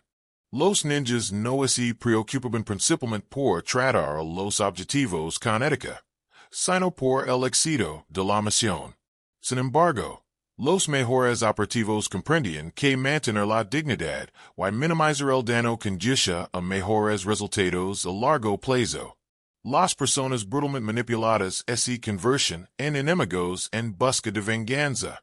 Las fuentes cuidadosamente gestionadas podían proporcionar inteligencia continua durante largos periodos. Crear falsas creencias y difundir desinformación era otra habilidad crucial. Sembrar rumores a través de fuentes aparentemente independientes creaba confusión entre los enemigos. Un falso uninformed que refuerzos estaban en camino podía hacer que un daimon abandonara una posición ventajosa. Un rumor de que un asesor de confianza era secretamente desleal podía generar conflictos internos. La clave residía en hacer creíble la información falsa, y garantizar que no se pudiera rastrear su origen. Los ninjas también necesitaban habilidades defensivas, detectar el engaño dirigido contra ellos, y resistirse a los interrogatorios eran capturados. Esto requería comprender los mismos principios psicológicos que aplicaban a los demás. Reconocer inconsistencias en las historias, identificar manipulaciones emocionales, y mantener la disciplina mental bajo presión eran habilidades esenciales de supervivencia. El arte de mantenerse encubierto bajo presión, resistiendo los interrogatorios, era particularmente importante. Si eran capturados y se descubría su verdadera identidad, los ninjas se enfrentaban a la tortura y la ejecución. El entrenamiento incluía desarrollar tolerancia al dolor, técnicas mentales para gestionar el estrés, y aprender a mantener falsas historias de forma constante, incluso bajo gran presión. Algunos ninjas llevaban veneno para usarlo contra sí mismos la captura parecía inevitable. No por incapacidad para soportar el dolor, sino por comprender que todos acabamos por derrumbarnos, y evitar que la información se viera comprometida era primordial. Los kunoichi ninja usaban enfoques específicos según su género. Como mujeres, podían acceder a espacios y personas a los que los hombres no tenían acceso. Infiltrarse en un castillo como serviente, artista o costurera proporcionaba acceso a las habitaciones de las mujeres, aposentos privados, y entornos informales donde la gente hablaba con mayor libertad.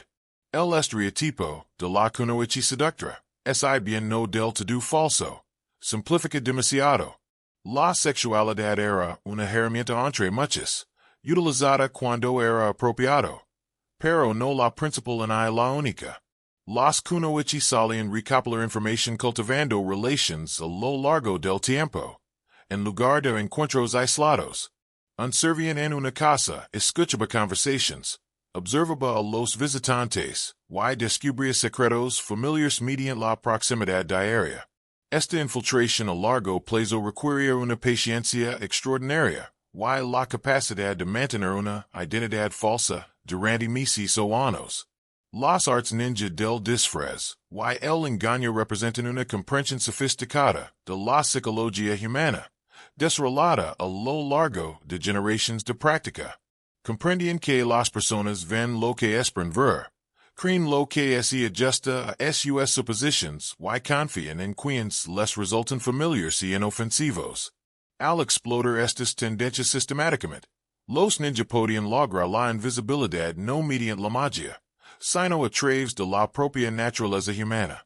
Estas habilidades psicológicas eran tan exigentes como las técnicas físicas, y requerían el mismo entrenamiento.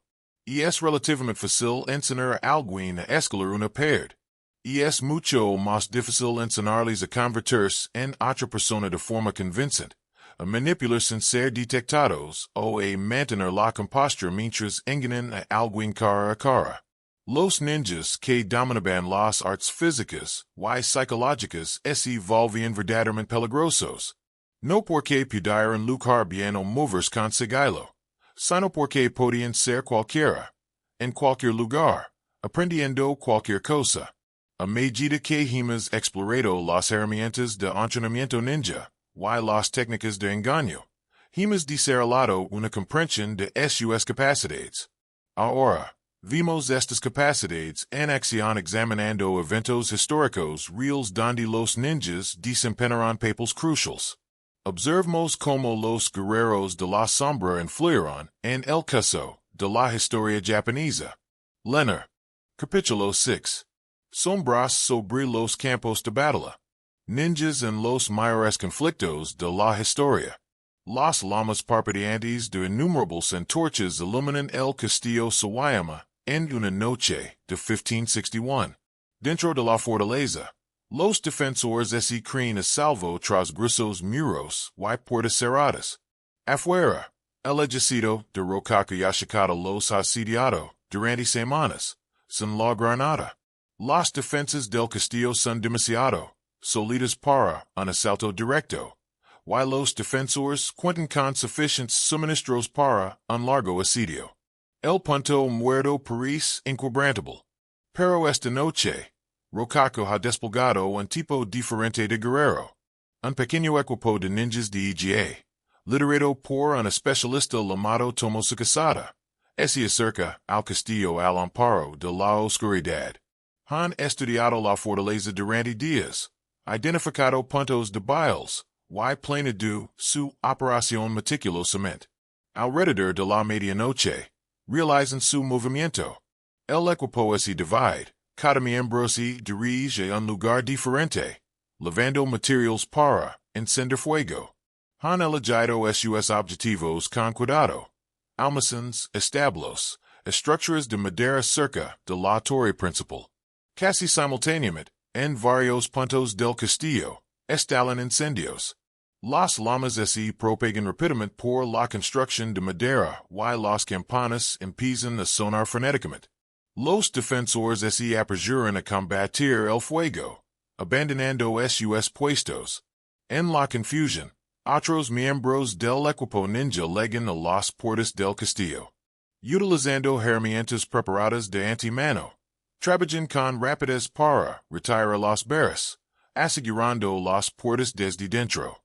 En cuestión de minutos, las puertas que han resistido semanas de asedio se abren.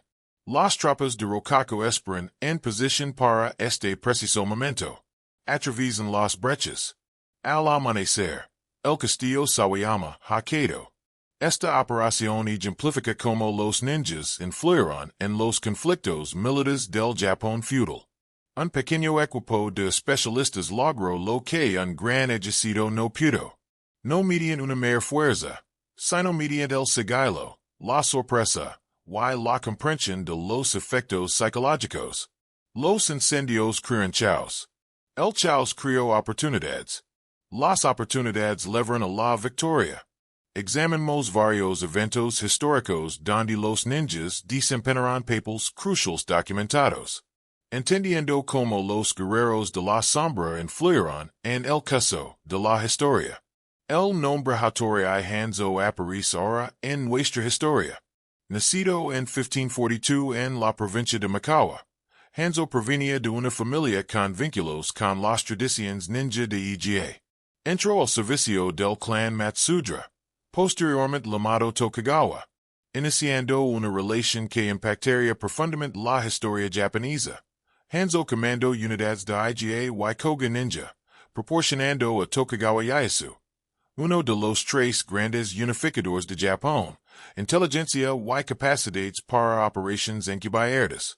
Su hazaña más famosa ocurrió en 1582, conocida como el Cruce de Iga o Iga.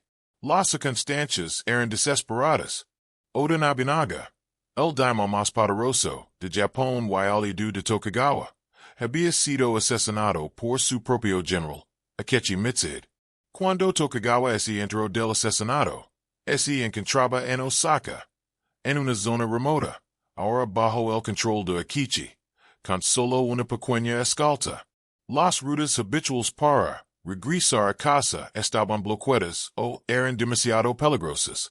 Si Tokugawa hubiera sido asesinado o capturado, la historia habría tomado un rumbo radicalmente diferente. Hattori Hanzo planeó una ruta alternativa a través de la provincia de Iga. Gracias a sus connections con las familias de Iga, organizó un paso seguro a través de esta región montañosa. El viaje fue peligroso.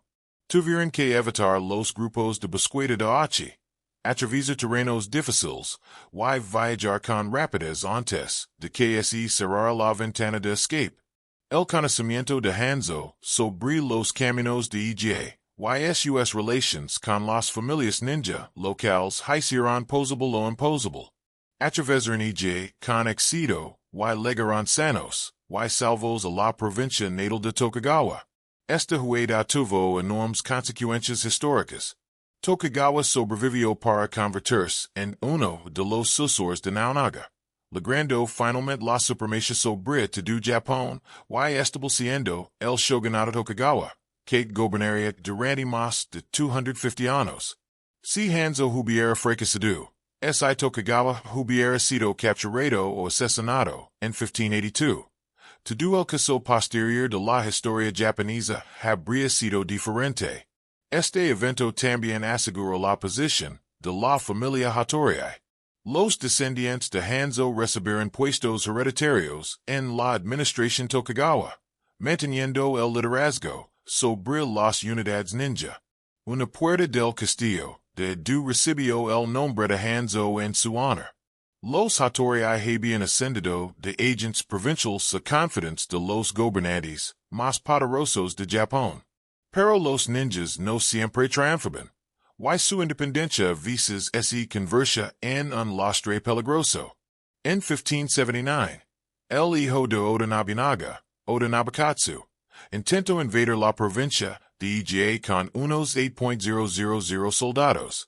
Nobukatsu tenía diversas quejas contra Iga, y su padre, Nobunaga, consideraba intolerable la independencia de la provincia. El gobierno confederado de Iga se negaba a someterse a la autoridad de Nobunaga, y eliminar este desafío demostraría que ninguna región podía mantener su independencia frente a su poder. La confederación Iga, aun considerablemente inferior en número, contaba con importantes ventajas: un profundo conocimiento de su terreno montañoso, sólidas posiciones defensivas y experiencia en la guerra de guerrillas. Cuando el ejército de Nobukatsu entró en los valles de Iga, los ninjas atacaron desde una emboscada. Aprovecharon el terreno con maestría, atacando desde las alturas, retirando sus posiciones preparadas y volviendo a atacar. Colocaron trampas, crearon desprendimientos de rocas y hostigaron constantemente a la fuerza invasora. Los samuráis de Nobukatsu, entrenados para batallas a campo abierto y asedios a castillos, lucharon en las montañas de Iga contra un enemigo que se negaba a luchar de forma convencional. Las bajas aumentaron. La moral se derrumbó. Finalmente, Nobukatsu ordenó la retirada. Su invasión fue un completo fracaso. La Confederación Iga había defendido con éxito su patria contra una fuerza mucho mayor, demostrando la eficacia de sus tácticas y entrenamiento. Sin embargo, esta victoria contenía semillas de desastre. Oda Nobunaga no aceptó tal humiliación. En 1581, dirigió personalmente una invasión masiva de Iga. Los relatos contemporáneos sugieren que quizás 40,000 tropas entraron simultáneamente desde múltiples direcciones. Esta fuerza abrumadora no pudo ser resistida, solo con tácticas de guerrilla. Las montañas que habían protegido a Iga se convirtieron en una trampa cuando los invasores entraron por todos lados. La invasión fue sistemática y brutal. Las fuerzas de Oda quemaron aldeas, Mataron a los resistance y ocuparon posiciones estratégicas. La Confederación Iga luchó desesperadamente, pero fue superada. Muchos ninjas murieron en combate. Otros huyeron, dispersándose a otras regiones. Algunas familias negociaron la sumisión. Iga, como bastión ninja independiente, dejó de existir. Esta destrucción dispersó a sus supervivientes por todo Japón. Algunos entraron al servicio de diversos daimyo, levando las técnicas de Iga en nuevas regiones. Otros abandonaron por completo su identidad ninja, convirtiéndose en agricultores o comerciantes. La supresión demostró que ninguna habilidad, por grande que fuera, podía superar la abrumadora fuerza convencional aplicada con determinación, pero también difundió el conocimiento de Iga. El mismo intento de eliminar a los ninjas de Iga aseguró que sus técnicas se difundieran más ampliamente durante el asedio del castillo de Osaka entre 1614 y 1615. Los ninjas sirvieron a ambos bandos en el último gran conflicto de Japón antes de la unificación. Tokugawa Ieyasu, ahora shogun, se movilizó para eliminar la última gran amenaza a su poder. Toyotomi Hidori, hijo de Toyotomi Hideyoshi, quien controlaba el castillo de Osaka y comandaba importantes fuerzas leales al nombre Toyotomi. Tokugawa empleó a sus unidades ninja, incluyendo a los supervivientes de Iga, para la recopilación de información, la infiltración y el sabotaje. Mapearon las defensas del castillo de Osaka, identificaron rutas de suministro y llevaron a cabo operaciones encubiertas para interrumpir los preparativos de Toyotomi. Algunos ninjas se infiltraron en el castillo disfrazados de sirvientes o comerciantes, recopilando información interna. El bando Toyotomi también empleó ninjas, algunos de Koga, otros de diferentes tradiciones, para operaciones de contrainteligencia y defensa. Previnieron la infiltración, realizaron contraconocimientos y intentaron interrumpir las operaciones de asedio de Tokugawa. Esto creó situaciones en las que ninjas de diferentes facciones se detectaron y lucraron entre sí. Guerreros de las sombras cazando sombras. Una táctica atribuida a los ninjas de Tokugawa durante este asedio fue difundir desinformación dentro del castillo de Osaka. Al plantar información falsa sobre ataques planeados, debilidades defensivas reales o supuestas traiciones, siembran confusión y desconfianza entre los comandantes Toyotomi. Esta guerra psicológica complementó las operaciones de asedio físico, degradando la efectividad de los defensores desde dentro. El asedio terminó con la derrota de Toyotomi, y con ella concluyó el periodo de guerra civil de Japón. Los Tokugawa habían obtenido el poder absoluto. Irónicamente, esta victoria eventualmente dejaría obsoletos a los ninjas. La paz que Tokugawa estableció eliminó la guerra constante que había hecho necesarios los operativos encubiertos. La rebelión de Shimabara, 1637–1638, representó una de las últimas operaciones militares significativas de los ninjas. Campesinos cristianos y samuráis ronin sin amo, oprimidos por el trato cruel y la persecución religiosa, se rebelaron y se fortificaron en el castillo Hara. Los Tokugawa movilizaron fuerzas masivas para reprimir esta rebelión, y emplearon ninjas para el reconocimiento y la infiltración. Los ninjas se infiltraron en el castillo para evaluar la fuerza, los suministros y la moral de los rebeldes. Recopilaron información que orientó la estrategia de asedio de Tokugawa. Algunos relatos describen a ninjas difundiendo desinformación entre los rebeldes o realizando operaciones de sabotaje. Tras la brutal represión de la rebelión, los ninjas ayudaron a cazar a los rebeldes que habían escapado. Pero esta operación ocurrió en un mundo cambiante. La era de la guerra civil había terminado. El shogunato Tokugawa había consolidado su poder y estaba estableciendo un gobierno de una estabilidad sin precedentes. La guerra constante que había empleado a los ninjas durante 150 años estaba llegando a su fin. Chamabra sería una de las últimas ocasiones en que los ninjas verían acción significativa. La paz y avecinaba y haría innecesarios a los guerreros de la sombra. Más allá de estos grandes acontecimientos, innumerables operaciones menores, menos documentadas pero de gran importancia colectiva, demostraron la influencia de los ninjas. La información recopilada antes de las batallas permitía a los comandantes elegir posiciones ventajosas. La interrupción de las líneas de suministro debilitaba a los enemigos antes de los enfrentamientos importantes. El asesinato de figuras clave cambiaba la situación política. La difusión de información falsa provocaba errores estratégicos en los enemigos. Las infiltraciones en castillos facilitaban la entrada a las fuerzas asediadoras. Estas operaciones rara vez marcaban un hito histórico, pero determinaban los resultados con la misma certeza que las batallas campales. El comandante, que conocía la fuerza y las posiciones enemigas, tenía una enorme ventaja. El castillo, con la seguridad comprometida, caía con mayor facilidad. El daimyo, cuyos enemigos sufrían constantemente reveses misteriosos, ganó reputación y poder que atrayó a más aliados. El mayor impacto histórico de los ninjas quizás no fue una operación en particular, sino el efecto conjunto de poner la inteligencia y las operaciones encubiertas a disposición sistemática de quienes las empleaban.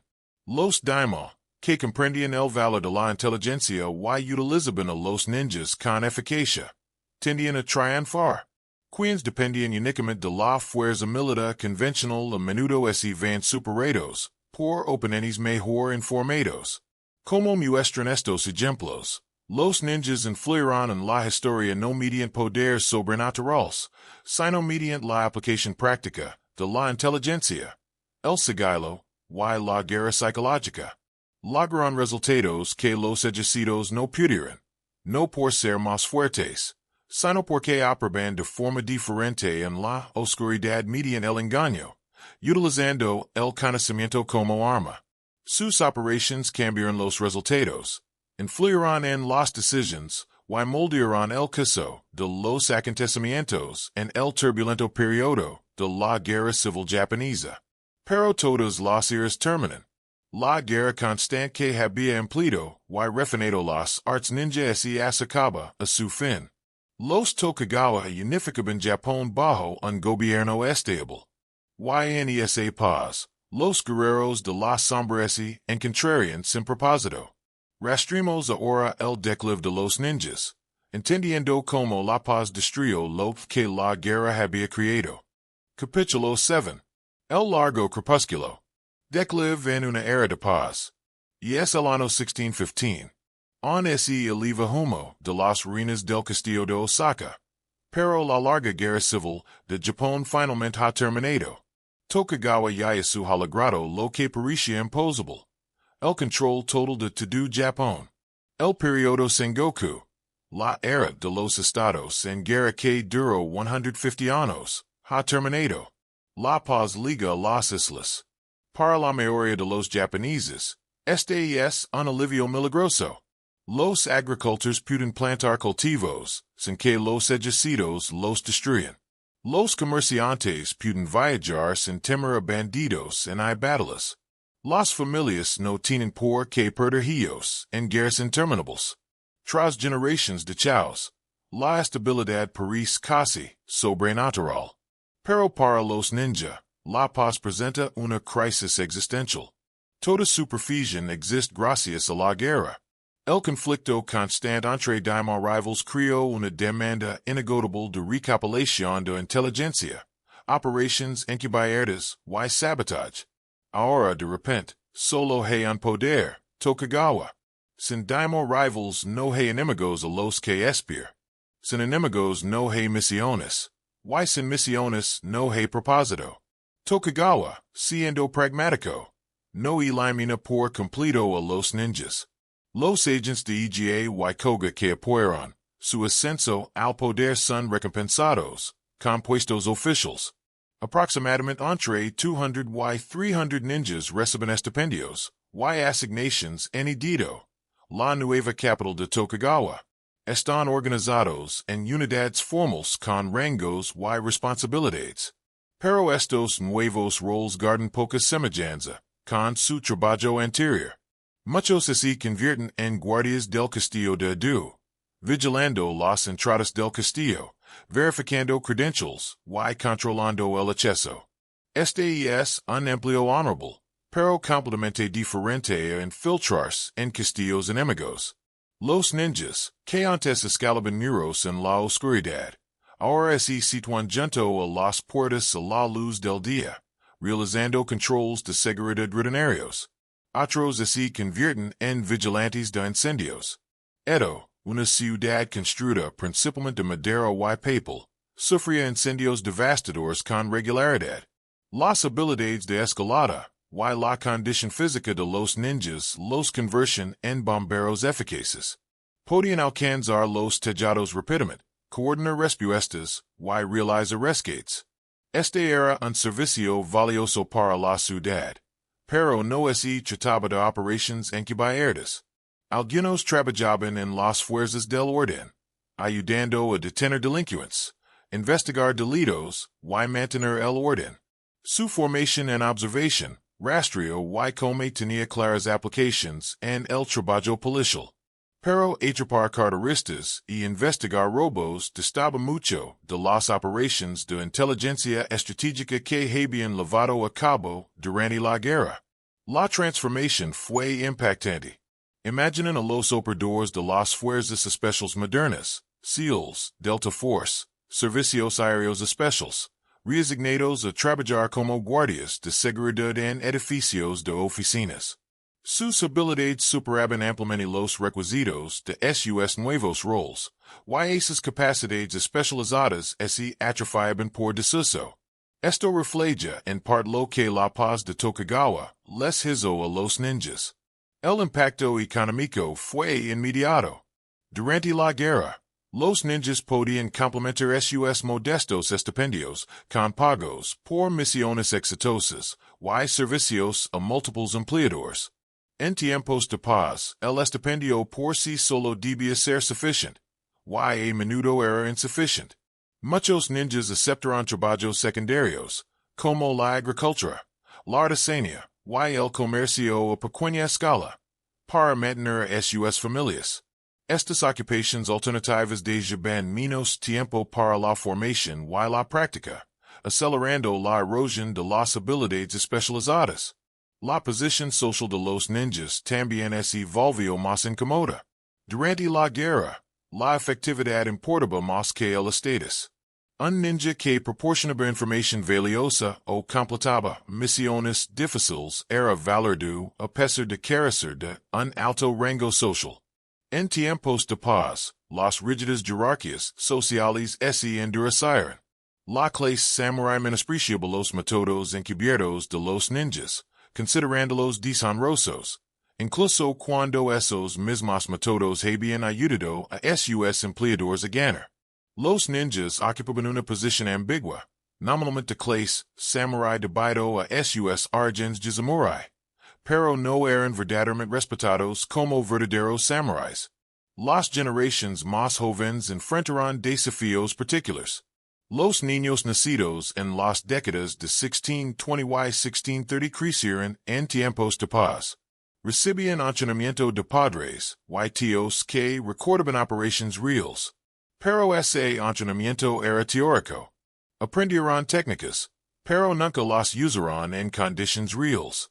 Las habilidades se estilizaron, ritualizaron, conservaron en formas, pero se divorciaron de la aplicación práctica.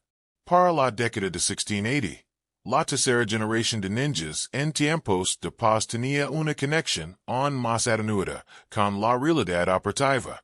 Aprendieron kata, coreografiaron formas, y practicaron técnicas. Pero estas prácticas se volvieron cada vez más ceremoniales que prácticas. El conocimiento acumulado durante siglos de operações reales e desvenícia a medida que se rompia la cadena de la experiencia directa. Algunas familias intentaron preservar el conocimiento mediante manuales escritos. En 1676, Fujibayashi Yasutake compiló el Bansen Shukai, intentando registrar el conocimiento ninja acumulado por antes de que se perdiera por completo. Esta enorme obra de 22 volúmenes abarcaba filosofía, técnicas, herramientas y estrategias con exhaustivo detalle. Otras familias crearon sus propios manuals, reconociendo que la transmisión oral por sí sola no podía preservar el conocimiento sin un uso práctico que lo reforzara. Pero la escritura no podía capturar plenamente el conocimiento práctico. ¿Cómo describir con palabras la presión exacta necesaria para manipular un tipo particular de cerradura? ¿Cómo transmitir la sensación de infiltrarse en un entorno hostil? La constante conciencia recuerda. La gestión psicológica del mito. Los manuales escritos preservaban conceptos y técnicas generales, pero no podían reemplazar la experiencia vívida de las operaciones reales. Con el paso de las décadas, la mayoría de los descendientes ninja abandonaron por completo su herencia. Los estipendios terminaron o se volvieron inadecuados. Los puestos de guardia ceremonial fueron eliminados o cedidos a otros.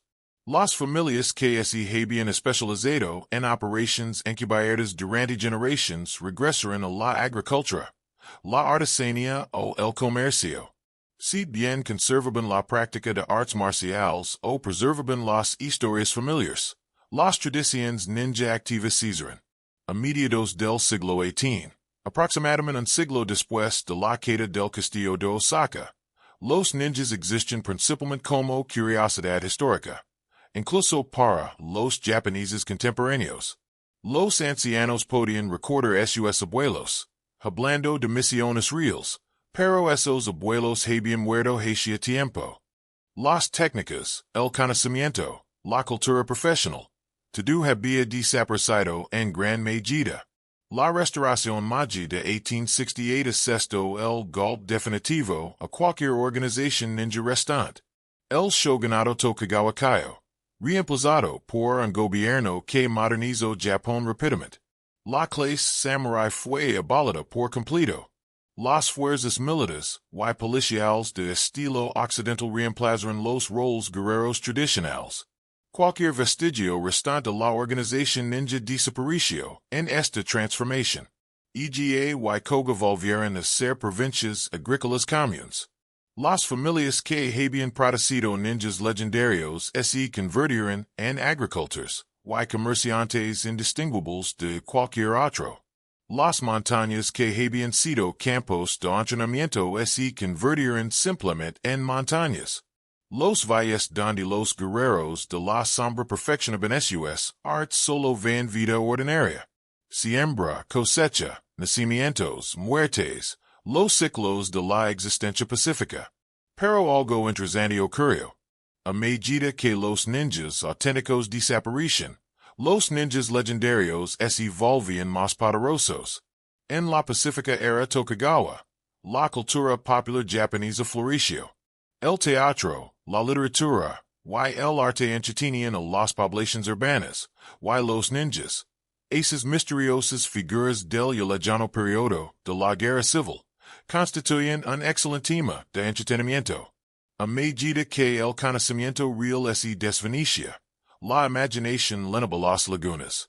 Analicemos cómo los ninjas históricos se convirtieron en superhéroes legendarios. Capítulo 8. De la historia a la leyenda. El nacimiento del ninja, sobrenatural. Imagine un teatro kabuki en Edo. Quizás en 1750. El público observa atentamente cómo se desarrolla una escena dramática. El héroe, un samurái leal, se enfrenta a un desafío imposible. Debe infiltrarse en la fortaleza del villano para rescatar a una princesa secuestrada. De repente, misteriosas figuras vestidas de negro aparecen en el escenario. Escalan paredes a una velocidad imposible. Lanzan shuriken con una precision imposable y parecen desvanecerse, en el air utilizando trampilas, y mecanismos ocultos. Estos ninjas teatrails ese parecen poco a los ninjas históricos. No son agents de inteligencia que recopilan información cuidadosamente mientras se disfrazan de monjes o comerciantes. Son héroes de acción que realizan hazanas espectaculares. Usan armas exóticas, y poseen poderes misteriosos. No es someone que el público cree, que esto es históricamente exacto. Entienden las conventions teatrales, pero gradualmente estas conventions teatrales comienzan a moldear como la gente imagina a los ninjas. El atuendo completamente negro, ahora icónico, fue originalmente una convention teatral. El kabuki utilizaba ayudantes de escena llamados kurogo, capas negras, vestidos completamente de negro para mover la utilería, y cambiar los decorados durante las representaciones. El público aprendió a ignorarlos convencionalmente. Eran prácticamente invisibles. Cuando los personajes ninja aparecían con atuendos negros similares, se asociaba al ninja con esta invisibilidad teatral. Los ninjas reales se vestían para mimetizarse con su entorno. A menudo de azul oscuro o marrón, que desaparecen mejor en las sombras que el negro puro. Pero la imagen teatral perduró. El teatro también otorgó a los ninjas habilidades cada vez más sobrehumanas. La maquinaria escénica permite volar a través de cables, desaparecer por trampilas, y transformarse mediante rápidos cambios de vestuario. El público comprendía que se trataba de efectos teatrales, pero creó expectativas sobre lo que los ninjas podían hacer. Con el paso de las generaciones, la distinción entre la convención teatral y la creencia histórica se distribuyó. La literatura popular amplió la mitificación. El pacífico periodo Edo vio una explosión de libros impresos y historias ilustradas disponibles para las poblaciones urbanas cada vez más alfabetizadas.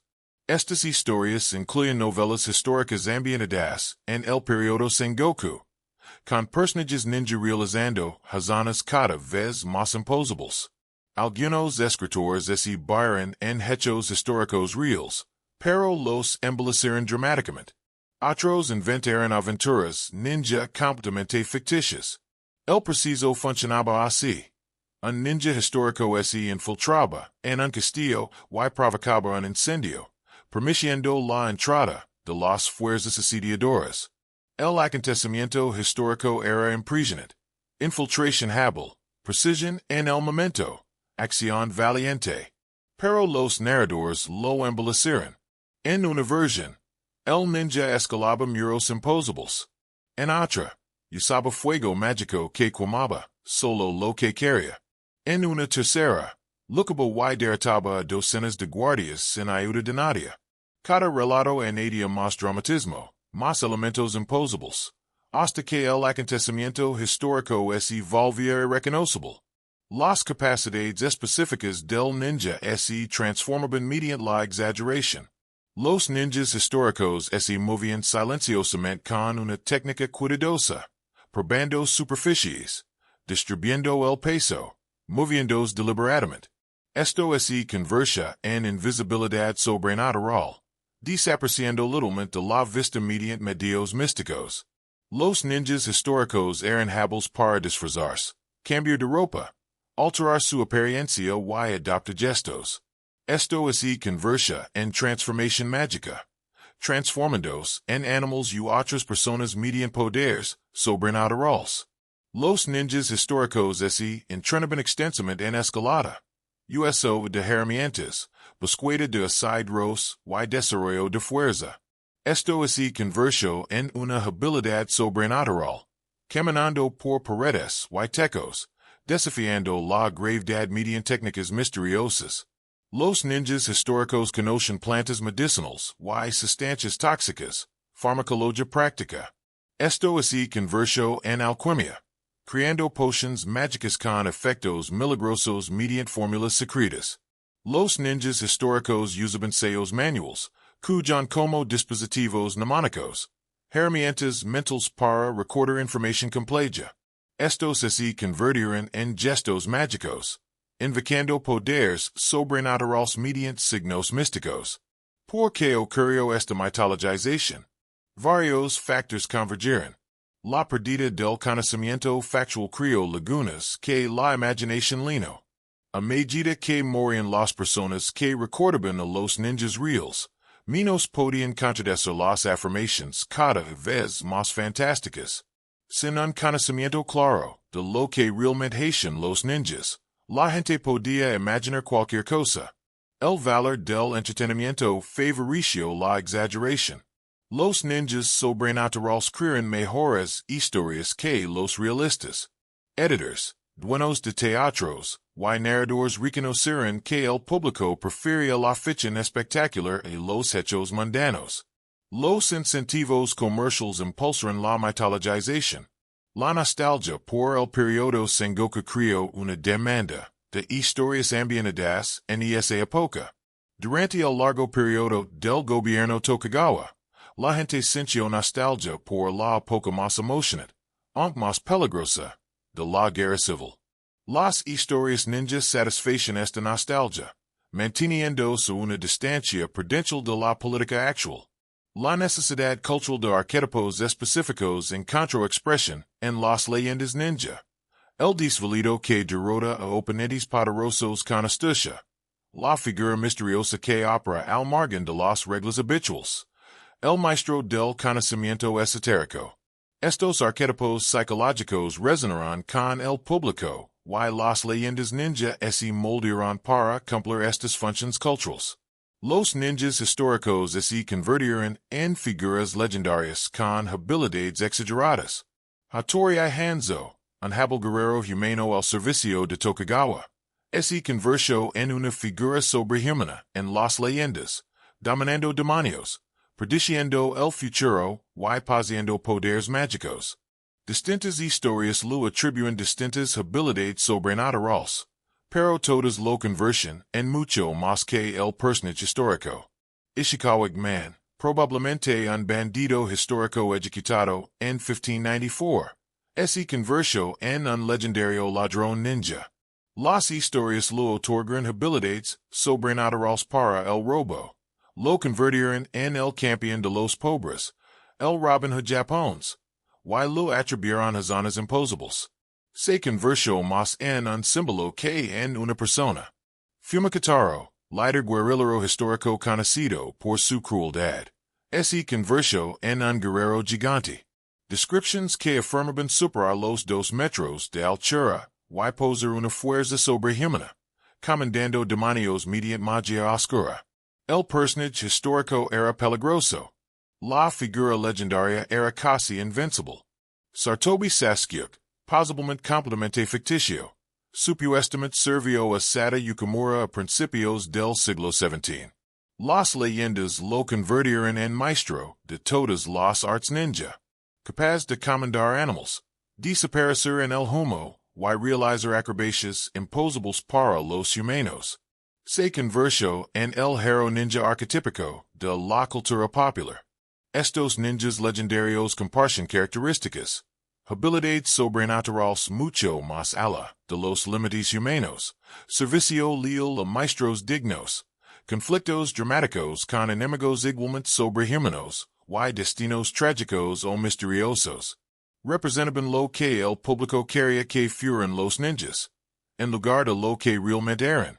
Las tradiciones religiosas y místicas influyeron en la mitología ninja. Los conceptos budistas y sintoístas se fusionaron con las leyendas ninja. Los sellos manuales quien, originalmente dispositivos mnemónicos prácticos, se convirtieron en gestos mágicos asociados con el budismo esotérico. Las historias afirmaban que los ninjas se entrenaban en santuarios secretos de montaña, con maestros místicos que enseñaban artes sobrenaturales. Se decía que los ninjas comandaban criaturas sobrenaturales, tengu, cuervos, demonios, kami, espíritus de la naturaleza o yokai, seres sobrenaturales, como servientes o aliados. A finales del periodo Edo, hacia 1850, los ninjas existían principalmente como leyendas. Los verdaderos ninjas habían desaparecido. Su historia real ya estaba oscurecida por siglo y medio de mitificación. Lo que quedaba eran historias, entretenidas, emocionantes, a menudo fantásticas, que cada vez parecían menos a la profusión histórica que los inspiraba. Esta separación entre historia y leyenda tendría consecuencias permanentes. Cuando Occidente descubrió a los ninjas en el siglo XX, se encontró con estas leyendas en lugar de con la realidad histórica. Y cuando los propios japoneses redescubrieron su herencia ninja, a menudo les resultó más fácil acceder a las leyendas que a los hechos históricos. El ninja mitificado había eclipsado al ninja histórico de forma tan completa que recupera la verdad requeriría un minucioso trabajo académico, separando los hechos de generaciones de embellecimiento ficticio. Pero primero, examinemos los pocos documentos históricos que sobrevivieron. Los manuales de entrenamiento que nos ofrecen la mejor perspectiva sobre lo que los ninjas realmente eran y hacían. Exploremos el Vansanukai y otros textos ninja. Capítulo 9. Escrito en la sombra.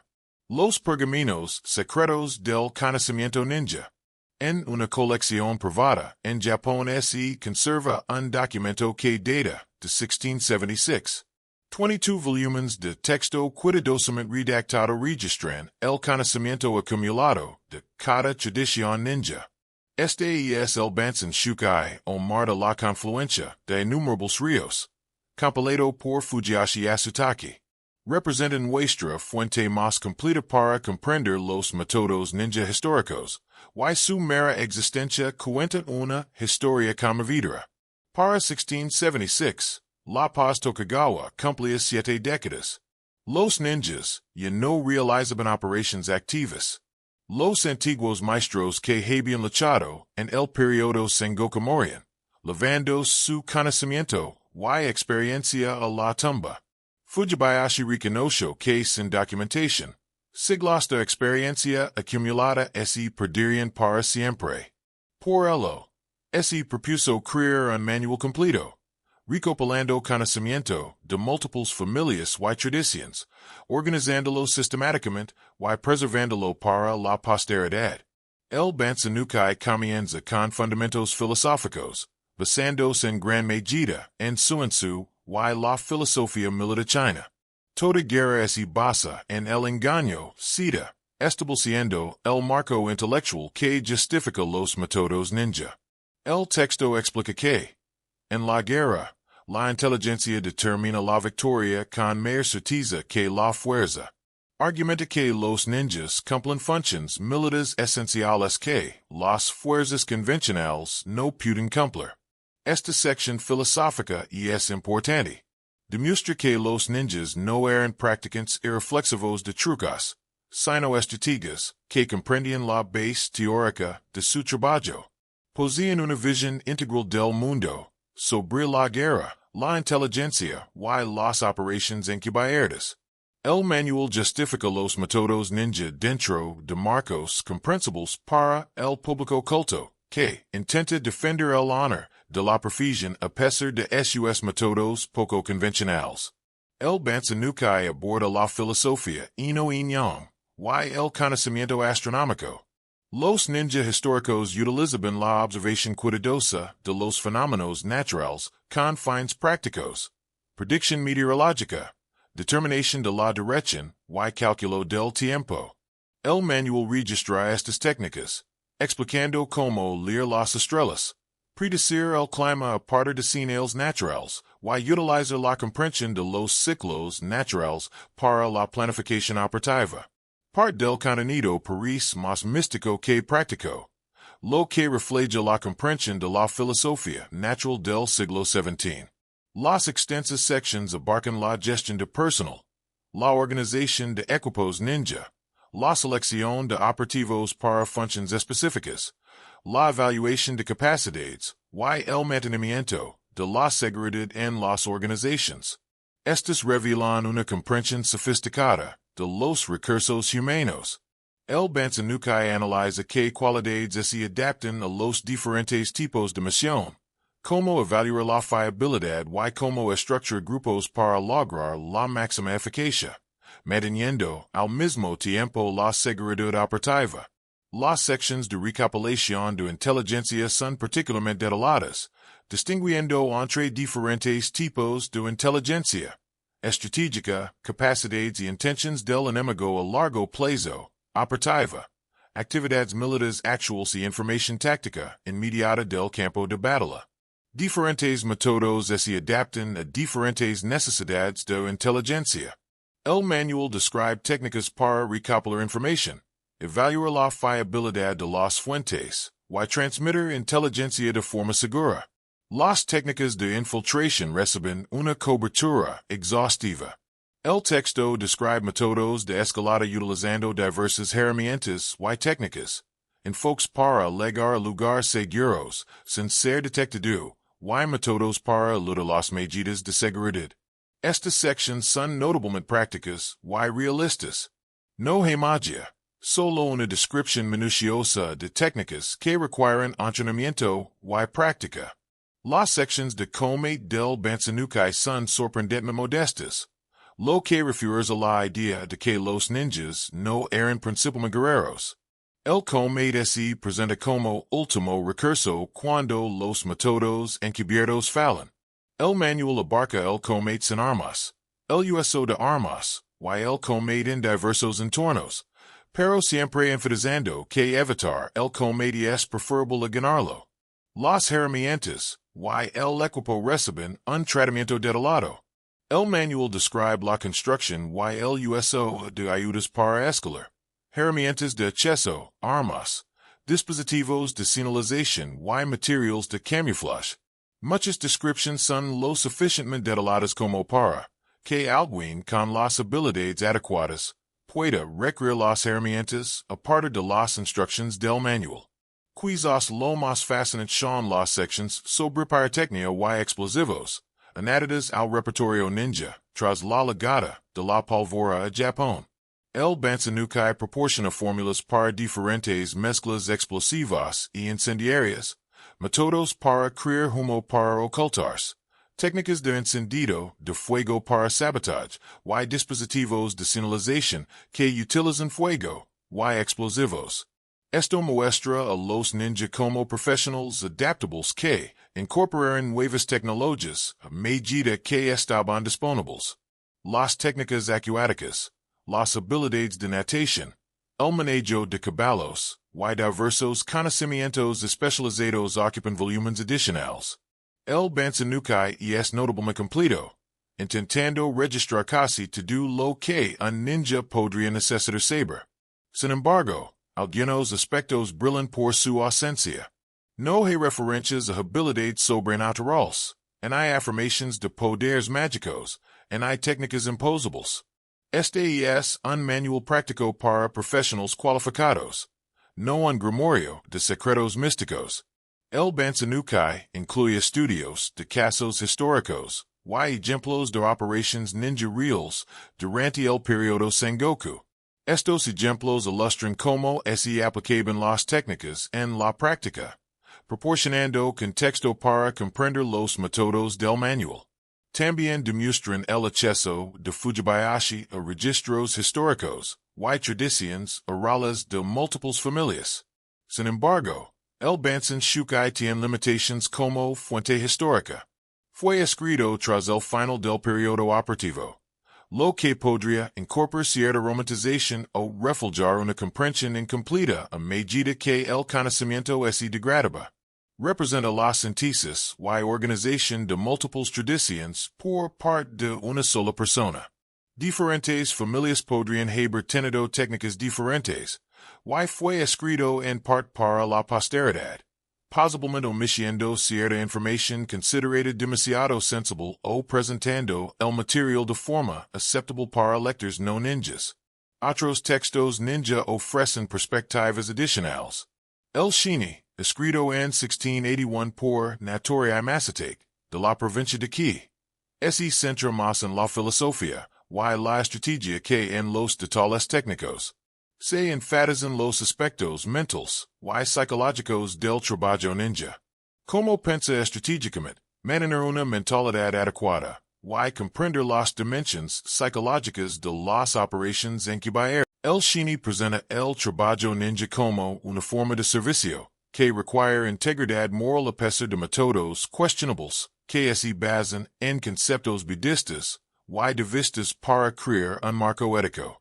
Diversos pergaminos y documentos familiares, generalmente más breves, y especializados que manuales completos, preservan tradiciones familiares específicas. Muchos de estos permanecen privados, en manos de familias descendientes que los custodian como tesoros familiares. Ocasionalmente, los académicos acceden a ellos, añadiendo países al rompecabezas de la historia ninja. Estos manuales históricos son invaluables porque fueron escritos por practicantes o sus descendientes directos. Representan conocimiento interno, en lugar de observaciones externas. Si bien debemos leerlos críticamente, reconociendo que pueden contener errores, omisiones o sesgos, existen las mejores fuentes para comprender lo que los ninjas realmente hacen frente a lo que afirmaban las leyendas. Los manuales revelan varias verdades importantes. Los ninjas poseían un conocimiento sistemático organizado a través del entrenamiento formal. Comprendían que su trabajo tenía fundamentos teóricos en la filosofía militar. Sus técnicas eran prácticas y alcanzables, no sobrenaturales. Operaban en contextos estratégicos más amplios, no como bandidos independientes. Desarrollaron capacidades integrales en múltiples dominios, sin especializarse en un ámbito específico. En el siglo XX, a medida que Japón redescubría su herencia ninja, estos manuales históricos se convirtieron en recursos cruciales. Los académicos los utilizaban para reconstruir la práctica ninja histórica.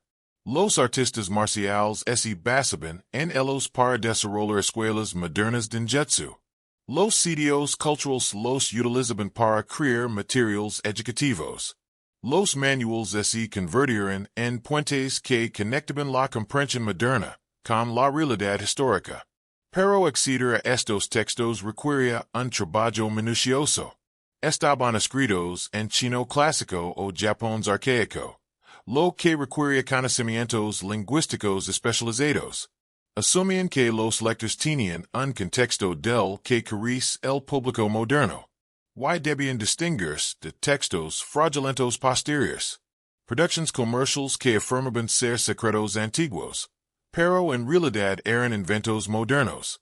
El Bansanukai y otros manuales históricos auténticos nos muestran que detrás de las leyendas se encontraban personas reales con un conocimiento sistemático que utilizaba métodos prácticos.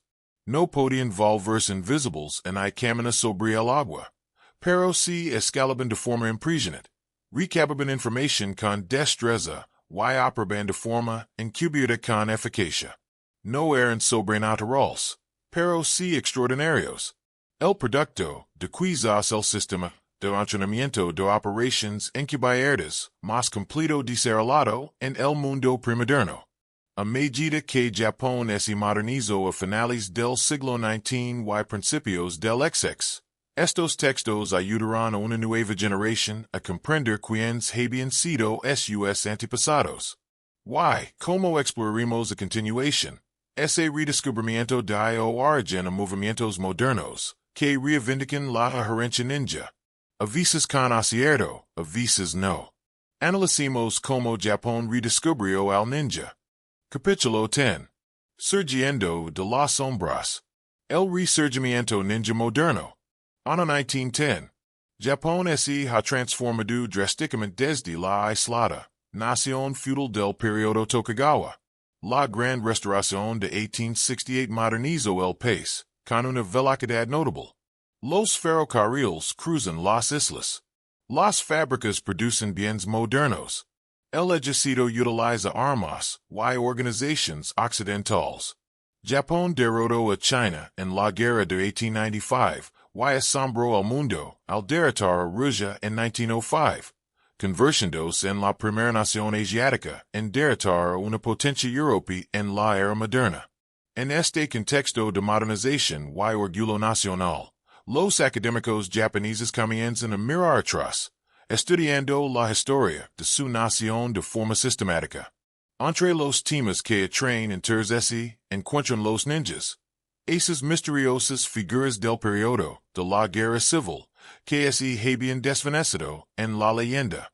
Los historiadores de principios del siglo XX abordan a los ninjas como un tema histórico legítimo. Examinan documentos supervivientes, buscan en archivos provinciales, y entrevistan a personas mayores cuyos abuelos podrían haber conocido a ninjas reales. Esta investigación establece que los ninjas eran una profesión histórica real, no pura leyenda. Documentos contemporáneos del periodo Sengoku los mencionan. Los registros muestran pagos a agents ninja. Algunas familias pueden demostrar conexiones históricas con clans ninja conocidos. Este trabajo académico es importante porque separa la realidad histórica de la invención teatral. Sí, el teatro kabuki retrataba ninjas con poderes sobrenaturales. Sí, las novelas populares describían hazañas imposibles, pero detrás de estas leyendas había personas reales que realizaban acciones reales utilizando métodos prácticos. Los académicos trabajan para recuperar esa verdad histórica en Iga y Koga, los antiguos núcleos ninja. Esta investigación genera orgullo local y oportunidades económicas. Estas provincias habían sido zonas remotas en la era moderna, montañosas y agrícolas, carentes de la industria que impulsaba el crecimiento de Japón. Pero poseían un patrimonio único. Habían sido la patria de los legendarios ninja. ¿Por qué no desarrollar ese patrimonio como atracción cultural y turística? EGA bueno, ahora simplemente EGA. Desarrolla atracciones con temática ninja. Los museos locales exhiben artefactos históricos, armas, herramientas y documentos de familias ninja. Se creen casas ninja con puertas ocultas, rutas de escape y elementos arquitectónicos supuestamente utilizados para la defensa y el engaño. Estas atracciones combinan la historia genuina con elementos teatrales, priorizando el entretenimiento, pero también la educación. Los festivals anuales celebran la herencia ninja con demostraciones, competencias y actuaciones. Estos eventos atraen turistas, brindan beneficios económicos y incentivan la preservación del conocimiento y los sitios históricos. Los jóvenes de Iga y Koga se enorgullecen de su herencia. Sus antepasados no fueron solo agricultores, sino guerreros legendarios que influyeron en la historia. Sin embargo, este turismo crea una tensión entre la precisión histórica y el atractivo comercial. Los turistas esperan ver ninjas realizando hazañas espectaculares, saltando alturas increíbles, lanzando shurikens con precisión perfecta y demostrando técnicas imposibles. Cumple con estas expectativas mantienen el éxito comercial, pero corre el riesgo de perpetuar mitos en lugar de la verdad histórica. Y Koga gestiona esta tensión con resultados dispares. Algunas presentaciones son históricamente responsables, otras más teatrales. El aspecto más significativo del resurgimiento moderno del ninja es la dimensión de las artes marciales. Algunas familias que afirman descender de clans ninja históricos mencionan las tradiciones de los mariscos durante el periodo Meiji y más allá. Estas escuelas enseñan técnicas que, según afirman, transmitieron a través de lineages familiares, y conservan como secretos familiares a pesar del declive del ninja. La autenticidad de estas afirmaciones es objeto de debate. Algunas familias podrían representar una auténtica transmisión del conocimiento. Otras podrían ser reconstrucciones o creaciones modernas presentadas como tradiciones antiguas. Determinar cuál es difícil. Los ninjas ocultan deliberadamente su conocimiento, y el siglo y medio de paz previo al resurgimiento moderno vio una gran pérdida. Incluso familias con conexiones históricas genuinas podían tener una comprensión incompleta o transformada de las técnicas originales. Takamatsu Tashisugu, 1887–1972. Se convierte quizás en la figura más influyente del resurgimiento del ninjutsu moderno. Takamatsu afirmó haber estudiado con maestros de varias escuelas tradicionales, recibiendo enseñanzas que sobrevivieron como secretos familiares. Sistematizó este conocimiento, haciéndolo más accesible y enseñando a estudiantes que lo difundirían aún más. Las afirmaciones históricas de Takamatsu son controvertidas entre los académicos. Algunos cuestionan si todas las tradiciones que afirmaba representar realmente existieron tal como se describen. La evidencia documental de algunos de sus supuestos lineages es limitada o inexistente. Sin embargo, Takamatsu claramente poseía un amplio conocimiento de las artes marciales provenientes de diversas fuentes. Y creó sistemas que resultaron influyentes independientemente de la precisión histórica de sus afirmaciones. Hatsumi Masaki, nacido en 1931, el alumno más famoso de Takamatsu, fundó la organización Bujinkan, enseñando lo que él llamaba ninjutsu, Badu en nueve escuelas tradicionales, supuestamente preservadas por Takamatsu. La Bujinkan creció internacionalmente con escuelas en todo el mundo que enseñaban el sistema de Hatsumi. Se convirtió en la organización más grande que enseñaban jutsu, introduciendo a cientos de miles de personas a las artes marciales relacionadas con el ninja. El ninjutsu de Hatsumi incorpora técnicas de múltiples tradiciones marciales, enfatizando la adaptabilidad, el movimiento natural y la autodefensa práctica. Se representa con precisión las prácticas ninja históricas y es un tema de debate entre historiadores y artistas marciales. Algunos lo ven como una continuación válida de las tradiciones ninja adaptadas al contexto moderno. Otros lo ven como un arte marcial moderno que se inspira en los conceptos ninja, pero no mantiene una conexión directa con la práctica histórica. Varias otras escuelas y organizaciones enseñan sistemas que llaman ninjutsu o afirman tener conexión con las tradiciones ninja. Estos abarcan desde escuelas que enfatizan la reconstrucción histórica hasta sistemas centrados en la autodefensa moderna práctica utilizando conceptos ninja y artes marciales ninja teatrales para el entretenimiento. La diversidad genera confusión sobre qué es el ninjutsu auténtico. El estudio académico del ninja continúa en el Japón moderno. Las universidades incluyen la historia del ninja en los programas que examinan el periodo feudal japonés. Los académicos utilizan métodos históricos rigurosos para analizar la evidencia documental y reconstruir lo que los ninjas históricos realmente hicieron frente a lo que afirman las leyendas. Esta investigación mejora significativamente la comprensión. Aunque mucha incertidumbre persiste debido a las escasez de fuentes y al secretismo deliberado de los ninjas históricos, la cultura popular japonesa moderna acoge al ninja con entusiasmo. Constantemente aparecen novelas, películas, series de televisión, manga, cómics y anime con personajes ninja.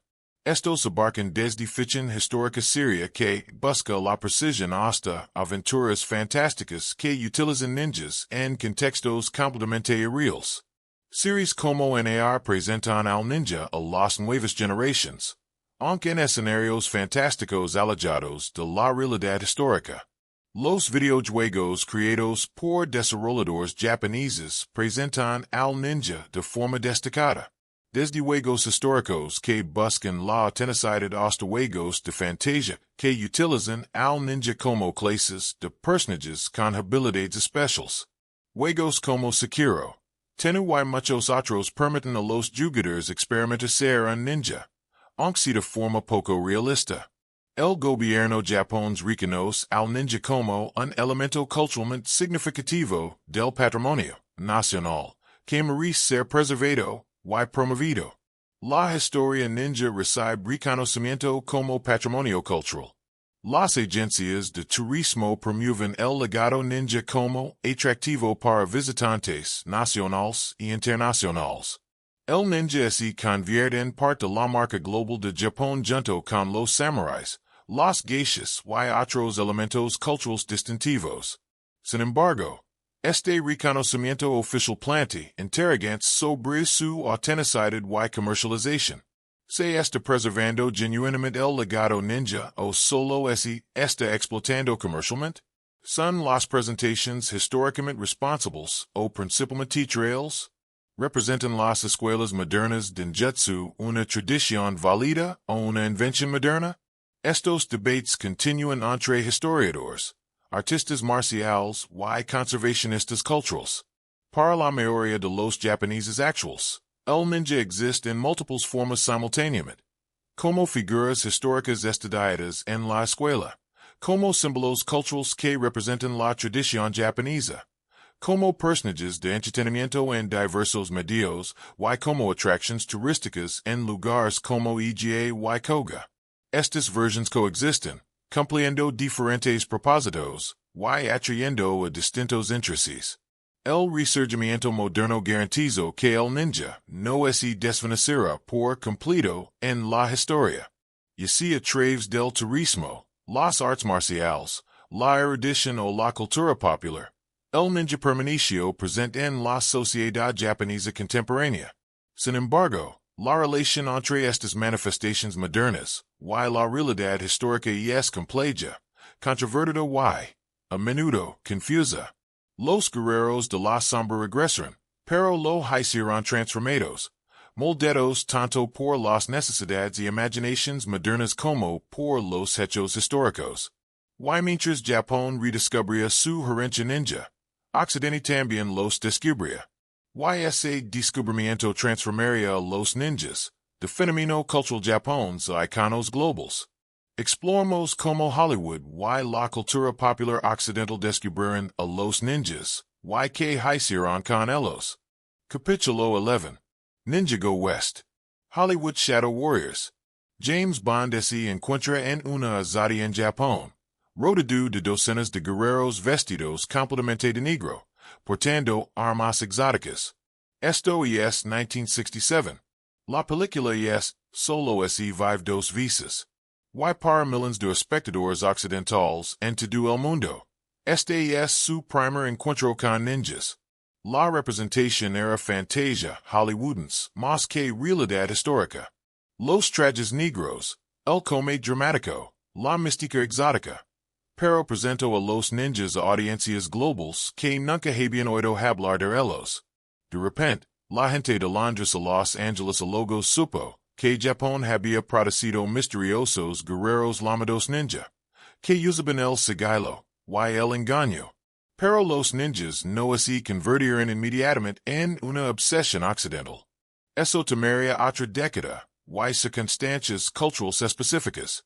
La década de 1970 vio un creciente interés occidental en las artes marciales asiáticas impulsado, en parte por las películas de Bruce Lee. Los estadounidenses y los europeos se fascinaron con el karate, el kung fu y otros sistemas de lucha asiáticos. Con la llegada de la década de 1980, este entusiasmo por las artes marciales se encontró con leyendas ninja y se produjo una explosión. El auge de los ninjas en la década de 1980 comenzó con una película de 1981, Enter the Ninja, producida por Canon Films y protagonizada por Sho Kosugi. Esta película de acción de bajo presupuesto presentaba ninjas usando espectaculares artes marciales, lanzando shurikens con precisión perfecta y demostrando técnicas misteriosas. No era históricamente precisa. No era cine de alta gama, pero tuvo un éxito enorme, generando secuelas inmediatas y innumerables imitadores. De repente, los ninjas estaban por todas partes en la cultura popular occidental. Aparecieron docenas de películas con protagonistas o villanos ninja. Estas iban desde serias películas de artes marciales que buscaban autenticidad cultural hasta películas exageradas, con tramas absurdas y efectos baratos. La calidad variaba enormemente, pero la cantidad era asombrosa. Aparecieron elementos comunes en estas películas. Ninjas como guerreros casi sobrehumanos, entrenamiento místico y conocimiento exótico, combats acrobáticos espectaculares, armas exóticas utilizadas con precisión letal, trajes negros y rostros enmascarados, y a menudo conflictos entre organizaciones ninja buenas y malas. La precisión histórica era mínima.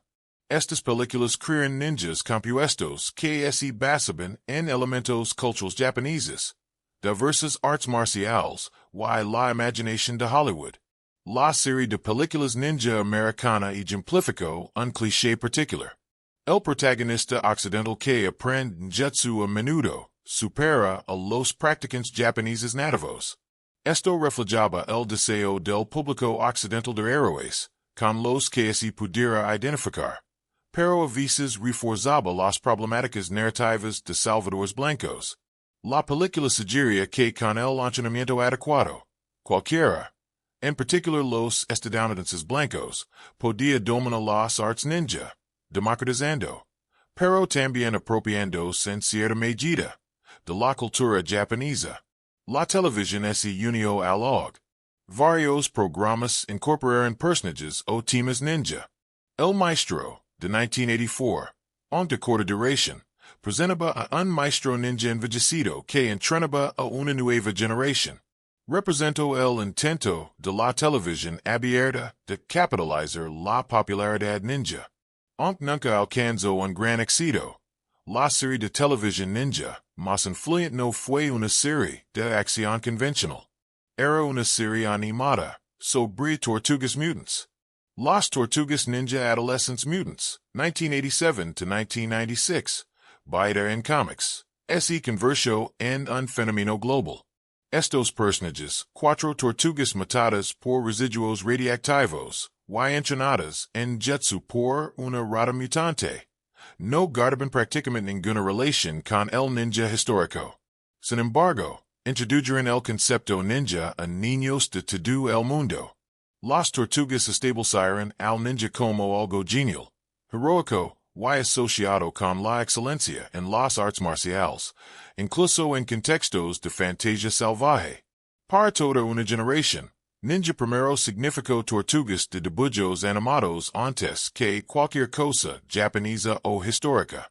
Esta fue una transformación cultural a gran escala, tomando el concepto japonés y reimaginándolo completamente a través de una perspectiva cultural occidental, específicamente estadounidense.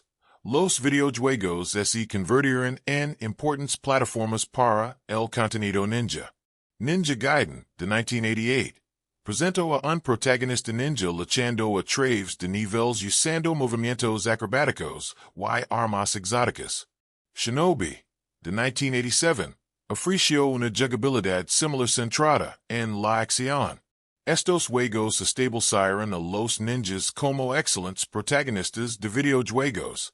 Sus diversas capacidades, como sigilo y acrobacias se adaptaron bien al entretenimiento interactivo.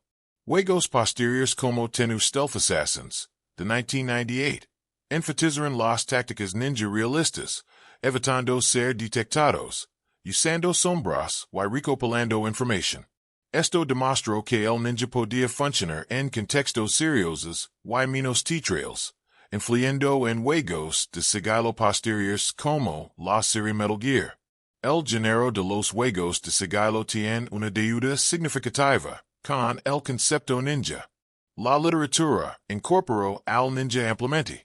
The Ninja 1980 de Eric Van Lebader y sus secuelas combinaron temas ninja con elementos de suspenso que llegaron a un público amplio a pesar de las inexactitudes culturales. Numerosas otras novelas presentaron personajes ninja en varios géneros. Los thrillers contemporáneos, la fantasía, la ciencia ficción y la ficción cyberpunk incorporaron la estética ninja. Los cómics de las principales editoriales crearon personajes y argumentos ninja. Marvel Comics, la mano, una organización ninja malvada, se convirtió en antagonistas recurrentes. Varios superhéroes se encontraron con ninjas o usaron técnicas inspiradas en el ninjutsu. Los cómics independientes también presentaron a ninja de forma destacada. Desde historias serias de artes marciales hasta parodias humorísticas, los juegos de rol de mesa como Dungeons and Dragons agregaron clases similares a los ninjas, lo que hizo que los ninjas fueran options jugables en los juegos de fantasía. Esto permitió a los jugadores habitar personajes ninja, tomando decisiones sobre habilidades y estrategias. Los juegos de rol ayudaron a normalizar al ninja como arquetipo de fantasía junto con magos, guerreros y piqueros.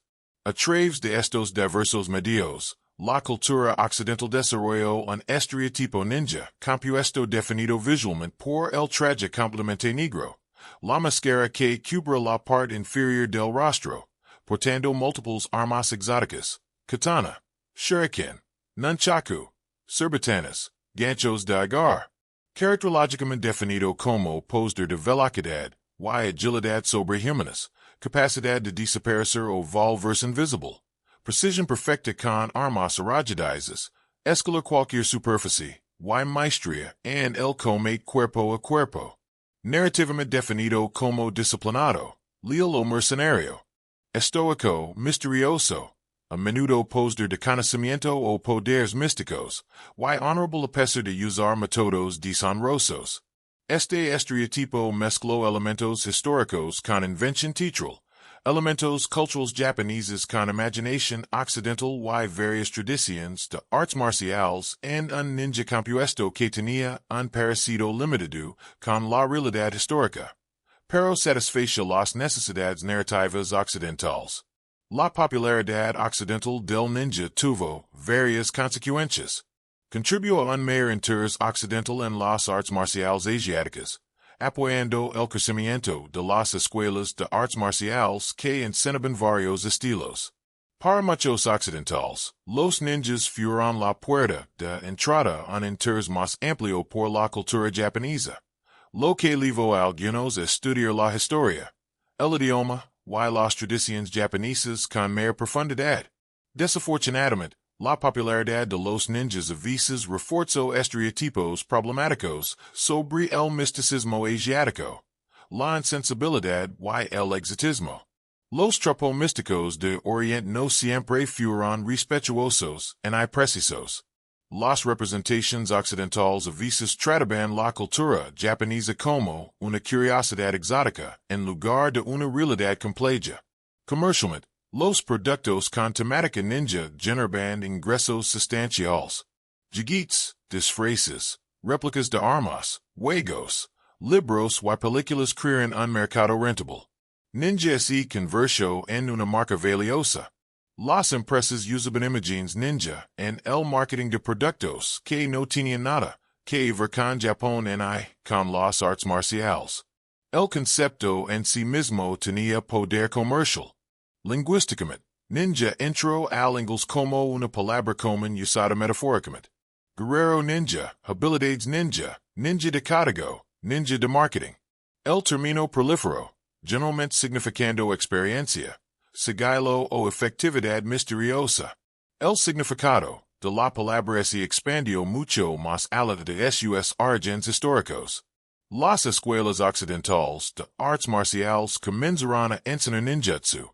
Algunas eran ramas de escuelas japonesas, como la expansión internacional de Bujinkan. Otras eran creaciones occidentales, que a veces reivindicaban lineages históricos, a veces reconocen ser adaptaciones modernas. La calidad y la autenticidad variaban enormemente. Desde artes marciales serias basadas en una investigación minuciosa hasta entrenamiento ninja teatral para el entretenimiento. Para la década de 1990, el auge inicial había disminuido, pero los ninjas permanecieron culturalmente arraigados. Continuaron apareciendo en diversos medios, aunque de forma menos ubiqua que durante el auge de la década de 1980. Nuevas producciones como el anime Naruto, 1999 to 2014, introdujeron a los ninjas a las nuevas generaciones, aunque en contextos fantásticos muy diferentes de cualquier contexto histórico. En la cultura occidental contemporánea, los ninjas siguen siendo iconos reconocidos. Ninja es un concepto universalmente comprendido, incluso entre personas, sin un conocimiento profundo de la historia ninja o la cultura japonesa. Las referencias a los ninjas funcionan en todos los públicos porque el concepto básico, guerrero sigiloso, que usa tácticas poco convencionales, y es culturalmente legible. Pero este ninja occidental y es bastante diferente del ninja histórico o incluso de cómo los entiende el Japón moderno. El ninja occidental y es principalmente un héroe de acción, un luchador espectacular, un artista acrobático, y un usuario de armas exóticas. El ninja histórico era principalmente un agente de inteligencia, un cuidadoso recopilador de información, un infiltrado, encubierto, y un observador paciente. La desconexión entre el ninja en la cultura popular occidental, y la realidad histórica y es profunda. Esto plantea importantes preguntas sobre la apropiación, y la representación cultural. El uso occidental del ninja constituyó una interacción respetuosa con la cultura japonesa o una explotación de imágenes exóticas sin una verdadera comprensión. ¿En qué medida el ninja de Hollywood distorsionó la percepción tanto del ninja histórico como de la cultura japonesa contemporánea? Reforzaron las representaciones occidentales estereotipos problemáticos del misticismo oriental? Estas preguntas no tienen respuestas sencillas. La interacción occidental con el ninja ha sido a la vez apreciativa, y explotadora, respetuosa y estereotípica, educativa, y distorsionadora. Como gran parte del intercambio intercultural, y es complejo, con elementos problemáticos, y un interés y respeto genuinos. Lo que está claro es que, a través de la cultura popular occidental, el ninja es convertido en iconos globales reconocidos en todo el mundo. Los guerreros de la sombra del Japón feudal se convirtieron en símbolos internacionales familiares para miles de millones de personas. Esta globalización transformó al ninja de una profesión histórica japonesa a un arquetipo cultural universal. A medida que nuestro recorrido exhaustivo por la historia del ninja se acerca a su fin, separamos cuidadosamente la realidad de la ficción. Entender exactamente qué era real versus qué era leyenda, y considerar el legado perdurable del ninja. Capítulo 12, Verdad y Sombra. El balance final. Hemos recorrido un largo camino juntos desde las montañas del Japón medieval a través de siglos de historia, leyendas y resurgimiento moderno. Ahora, al concluir nuestra historia completa, separamos cuidadosamente los hechos históricos de la ficción legendaria, comprendiendo que eran realmente los ninjas, frente a lo que afirmaban los mitos. La cuestión del vestuario mito. Los ninjas vestían distintivos trajes completamente negros, con máscaras, capuchas y botas especiales, inmediatamente reconocibles como atuendo ninja. Realidad. Los ninjas solían usar ropa común, apropiada para cualquier disfraz que usaran. Al realizar operaciones nocturnas, preferían el azul oscuro o el marrón oscuro, colores que se desvanecen mejor en las sombras que el negro puro. El icónico traje ninja completamente negro surgió de las convenciones teatrales japonesas, no de la práctica histórica. Los ninjas reales priorizaban la mimetización sobre la apariencia distintiva. El mito de los poderes sobrenaturales. Mito. Los ninjas podían volverse invisibles, caminar sobre el agua, desaparecer en bocanadas de humo, volar distancias cortas, y realizar otras hazañas sobrehumanas mediante entrenamiento místico o dones sobrenaturales. Realidad ninja usaba técnicas prácticas de sigilo, moviendo silenciosamente, usando la oscuridad y la cobertura, creando distractions, pero no tenían poderes sobrenaturales. La mística que los rodeaba combinaba guerra psicológica deliberada creando mito a través de métodos misteriosos, invención teatral, magia escénica presentada como capacidad real, y posterior mitificación a medida que el conocimiento real se desvanecía, y la imaginación llenaba los vacíos. Eran extraordinarios a través del entrenamiento pero no sobrehumanos a través de la magia. El mito del énfasis en el asesinato. Los ninja eran principalmente asesinos entrenados específicamente para matar con espectaculares artes marciales o venenos exóticos. Realidad. Los ninja eran principalmente agentes de inteligencia. La mayoría de las misiones implicaban recopilar información, realizar reconocimiento, sabotajes o difundir desinformación, no matar. Las habilidades de combate eran importantes, pero representaban una pequeña parte del entrenamiento y las actividades. Cuando la eliminación era necesaria, los ninja preferían métodos indirectos, veneno, fuego, sabotage, sobre el arriesgado combate directo. El énfasis en el asesinato en la cultura popular tergiversa dramáticamente las prioridades históricas. El mito de la mitología de las armas.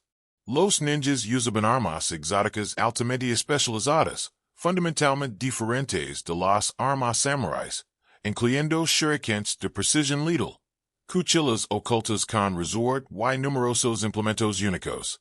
Los ninjas de la realidad usaban muchas armas comunes a todos los guerreros japoneses, espadas, lanzas, arcos y dagas, seleccionaban por practicidad y ocultabilidad más que por estatus. Existen herramientas especializadas, pero eran principalmente para infiltración, ayudas para escalar y ganzúas, más que para el combate. Los shuriken eran reales, pero eran armas de acoso, no armas primarias, y la precisión de lanzamiento era limitada.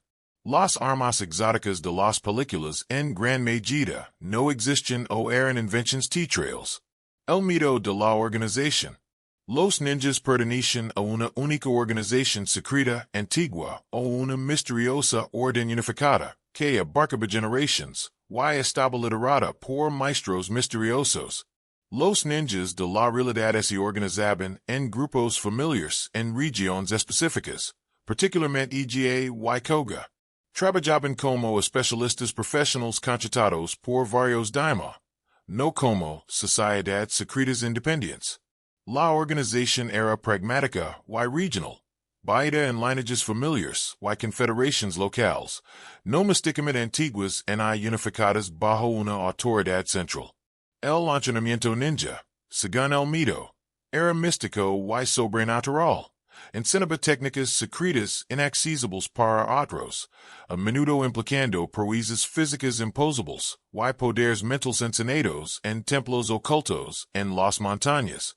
En la realidad, el entrenamiento ninja era exhaustivo y riguroso, pero completamente práctico.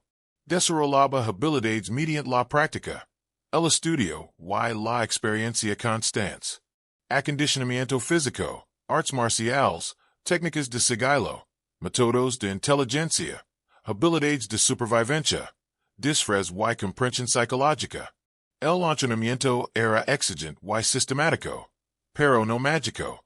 Los supuestos aspectos místicos, como los sellos manuales cujianos, eran herramientas prácticas, dispositivos mnemónicos y técnicas de concentración mental, no poderes sobrenaturales.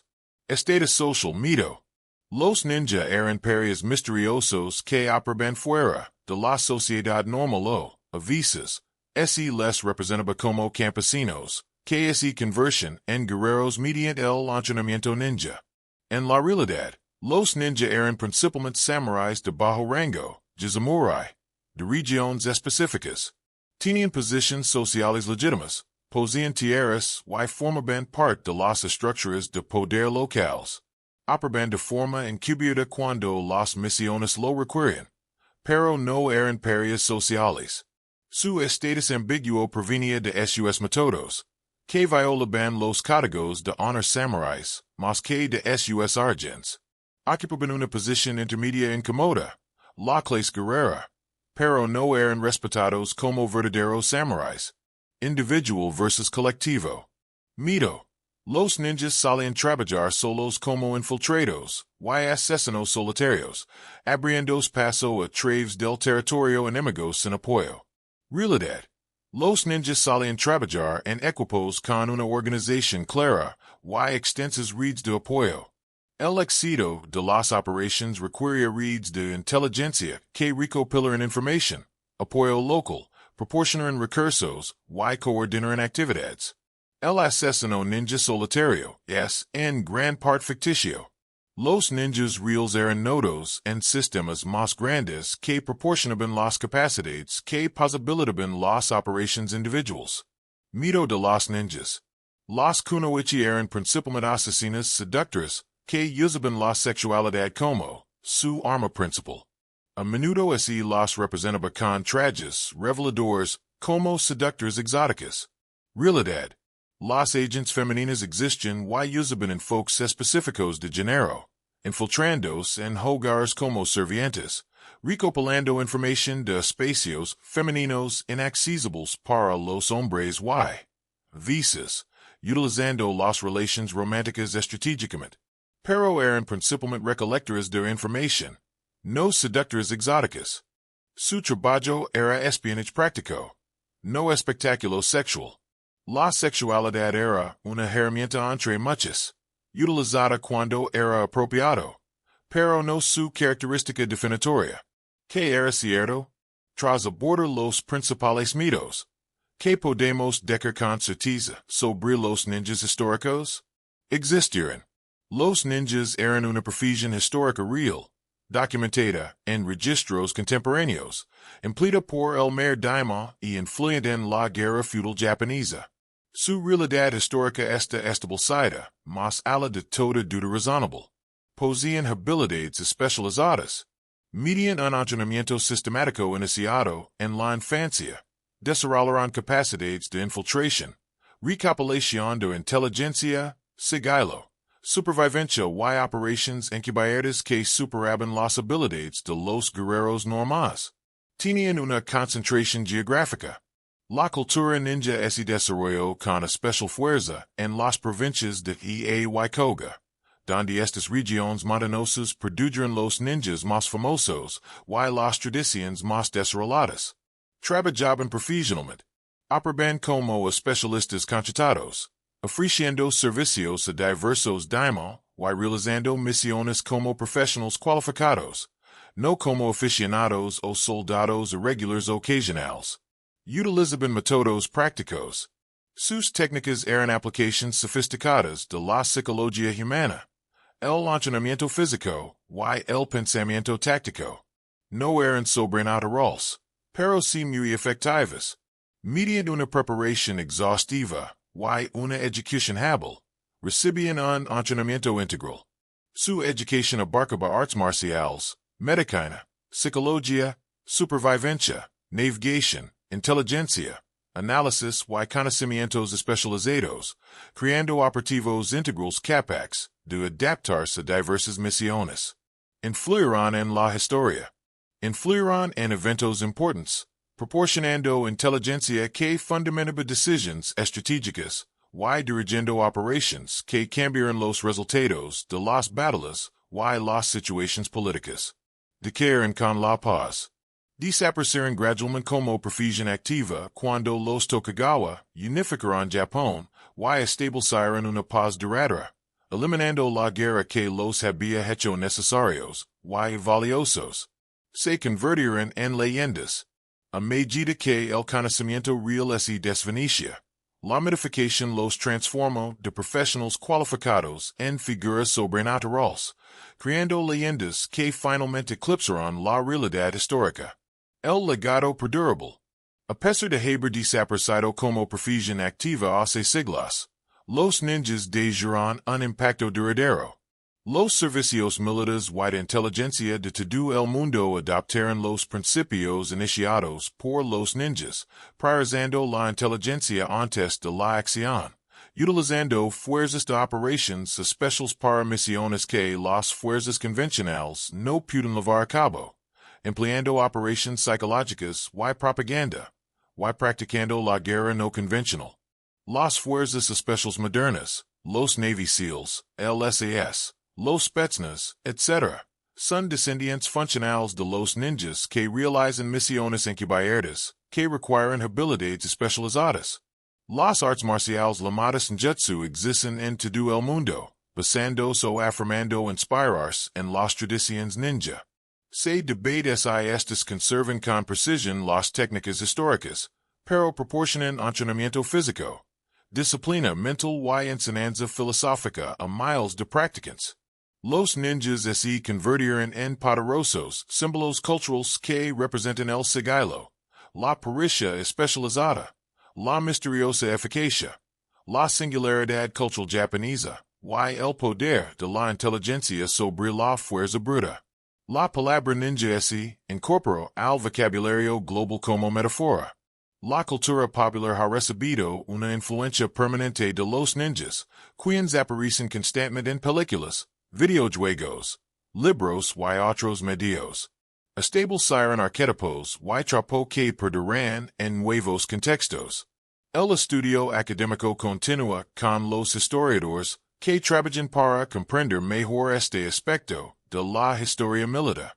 Museos, programas académicos y proyectos de investigación preservan y analizan la historia ninja. El turismo en regiones como Iga y Koga se sustenta en el legado ninja, lo que genera beneficios económicos a la vez que preserva sitios y tradiciones históricas. ¿Por qué fascinan los ninjas?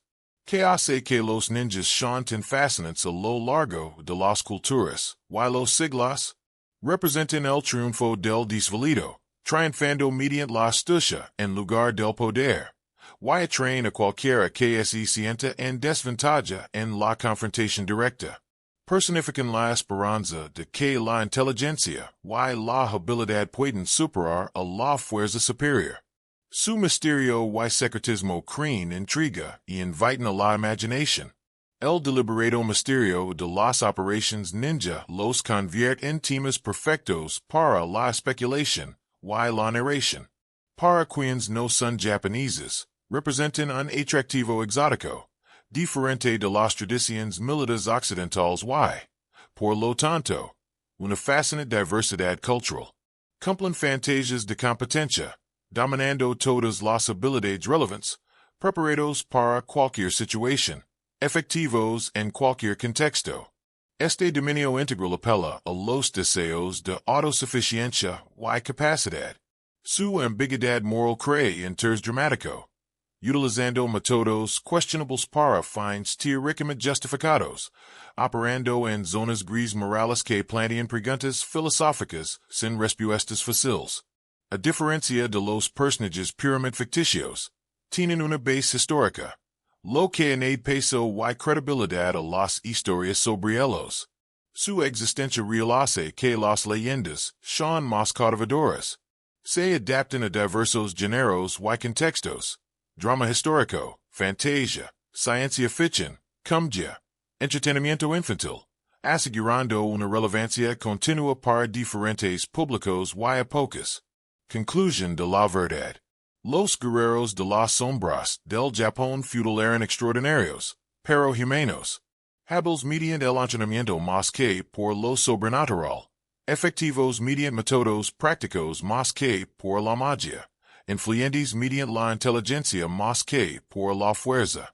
Su historia demuestra la capacidad humana para desarrollar conocimientos especializados mediante el entrenamiento y la organización sistemáticos. Los ninjas legendarios, guerreros sobrehumanos con poderes mágicos, son criaturas diferentes, nacidas de una profusión histórica, pero transformadas por las necesidades de entretenimiento, la mitificación cultural y la fascinación humana por el misterio y el poder. Ambas versiones tienen valor. Los ninjas históricos nos enseñan sobre los logros humanos reales, un tiempo y lugar específicos en la historia japonesa, y el desarrollo de sofisticadas operaciones encubiertas. Los ninjas legendarios nos entretienen, nos inspiran y nos brindan marcos para explorar temas como la habilidad, el secretismo y la ambiguidad moral. El desafío y la oportunidad residen en distinguirlos. Apreciar las leyendas respetando la historia. Disfrutar de la ficción reconociendo los hechos. Fascinarse por el misterio buscando la verdad. Los ninjas históricos merecen una comprensión precisa. Los ninjas culturales merecen ser apreciados como creaciones artísticas válidas. Al concluir nuestro viaje integral, podemos apreciar tanto a los guerreros de las sombras históricos que operan en el Japón feudal como a los iconos culturales en los que se convirtieron. Podemos respetar lo que fueron mientras disfrutamos de lo que las leyendas los convirtieron. Finalmente se cuenta la historia completa de los ninjas, desde las provincias montañosas, pasando por las guerras civiles, hasta la cultura global moderna. Conclusion. La sombra inmortal.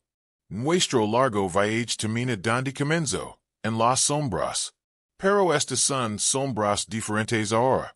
No se trata de la oscuridad histórica donde operan los ninjas, sino de las sombras culturales que proyectaron a lo largo de los siglos, y en todo el mundo.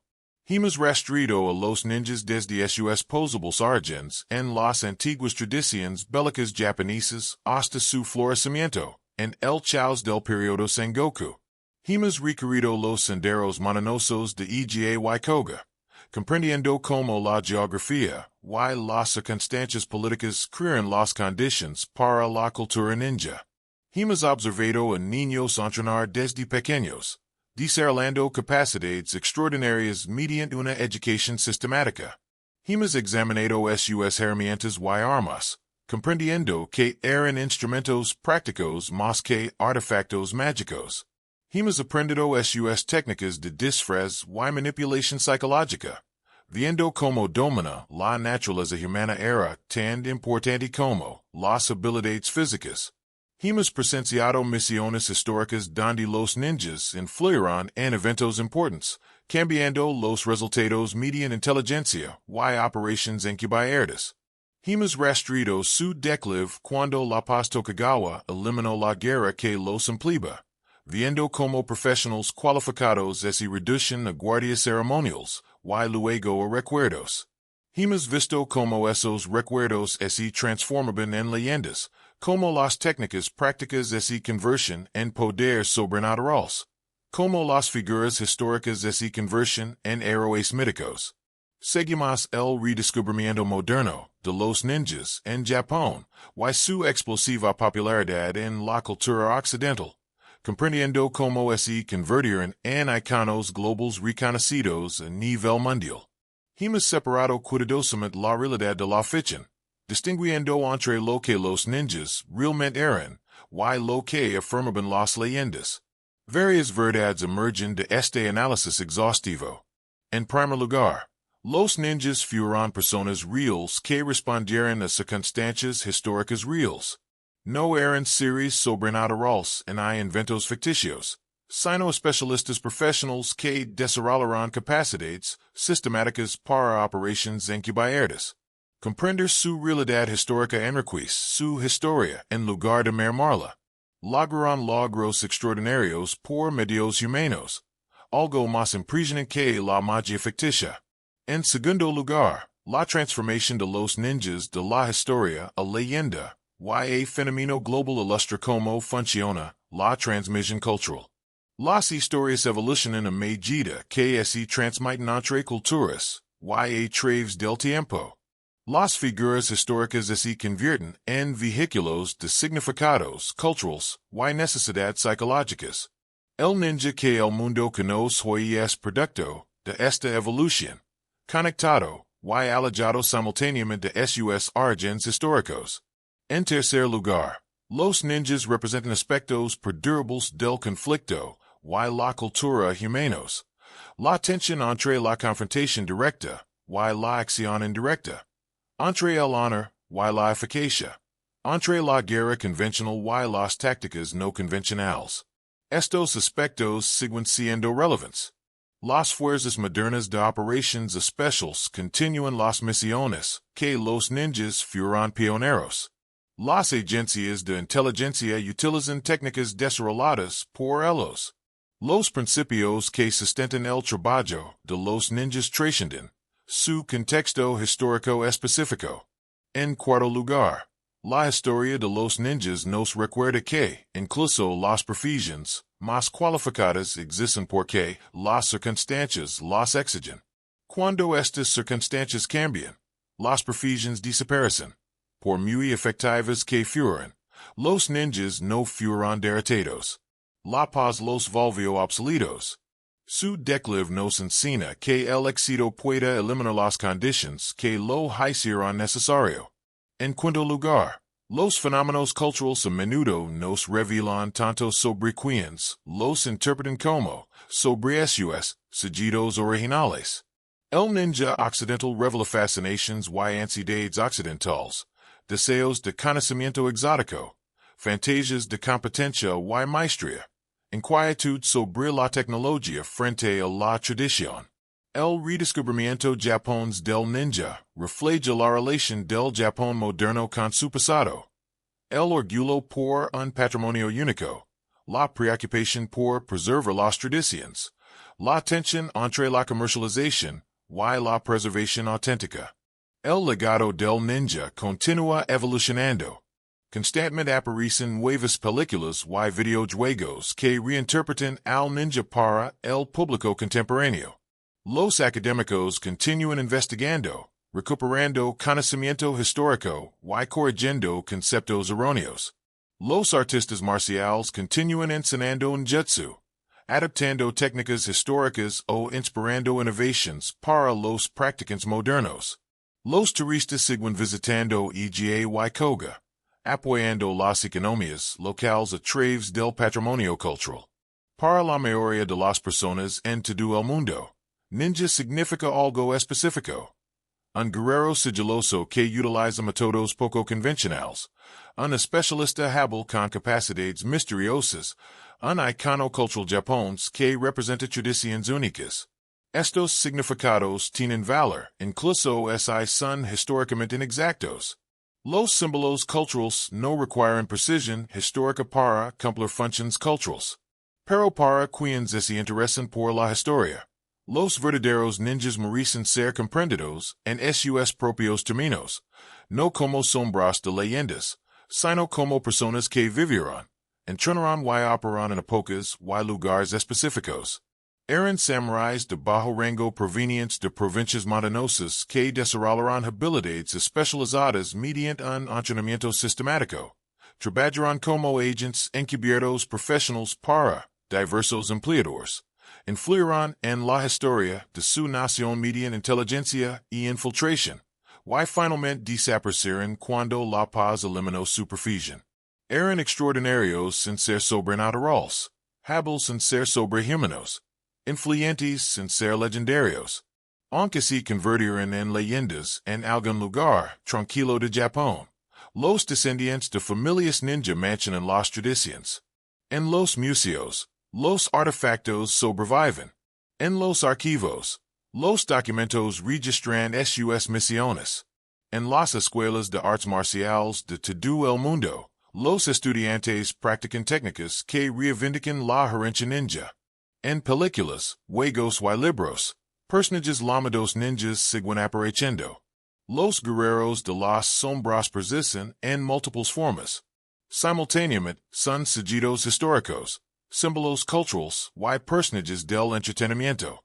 Los ninjas de antaño y del futuro, una vez reales, futuros legendarios, habitan el fascinante espacio entre la historia y el mito, la realidad y la ficción, la documentación y la imaginación. Fueron lo suficientemente reales como para dejar evidencia, lo suficientemente misteriosos como para inspirar especulación, lo suficientemente significativos como para influir en la historia, y lo suficientemente cautivadores como para captar la atención mundial siglos después del fin de su perfición. Al concluir nuestro viaje integral, los ninjas siguen siendo lo que siempre fueron. Sombras. Pero sombras que nos enseñan, nos entretienen, nos inspiran. Sombras que moldearon la historia y continúan moldeando la cultura. Sombras que llegan a desvanecerse por mucho que las iluminemos. Se cuenta la historia completa de los ninjas, desde sus orígenes en las montañas, pasando por operaciones históricas, hasta su legendaria transformación en un fenómeno global. Pero la historia en sí nunca termina realmente.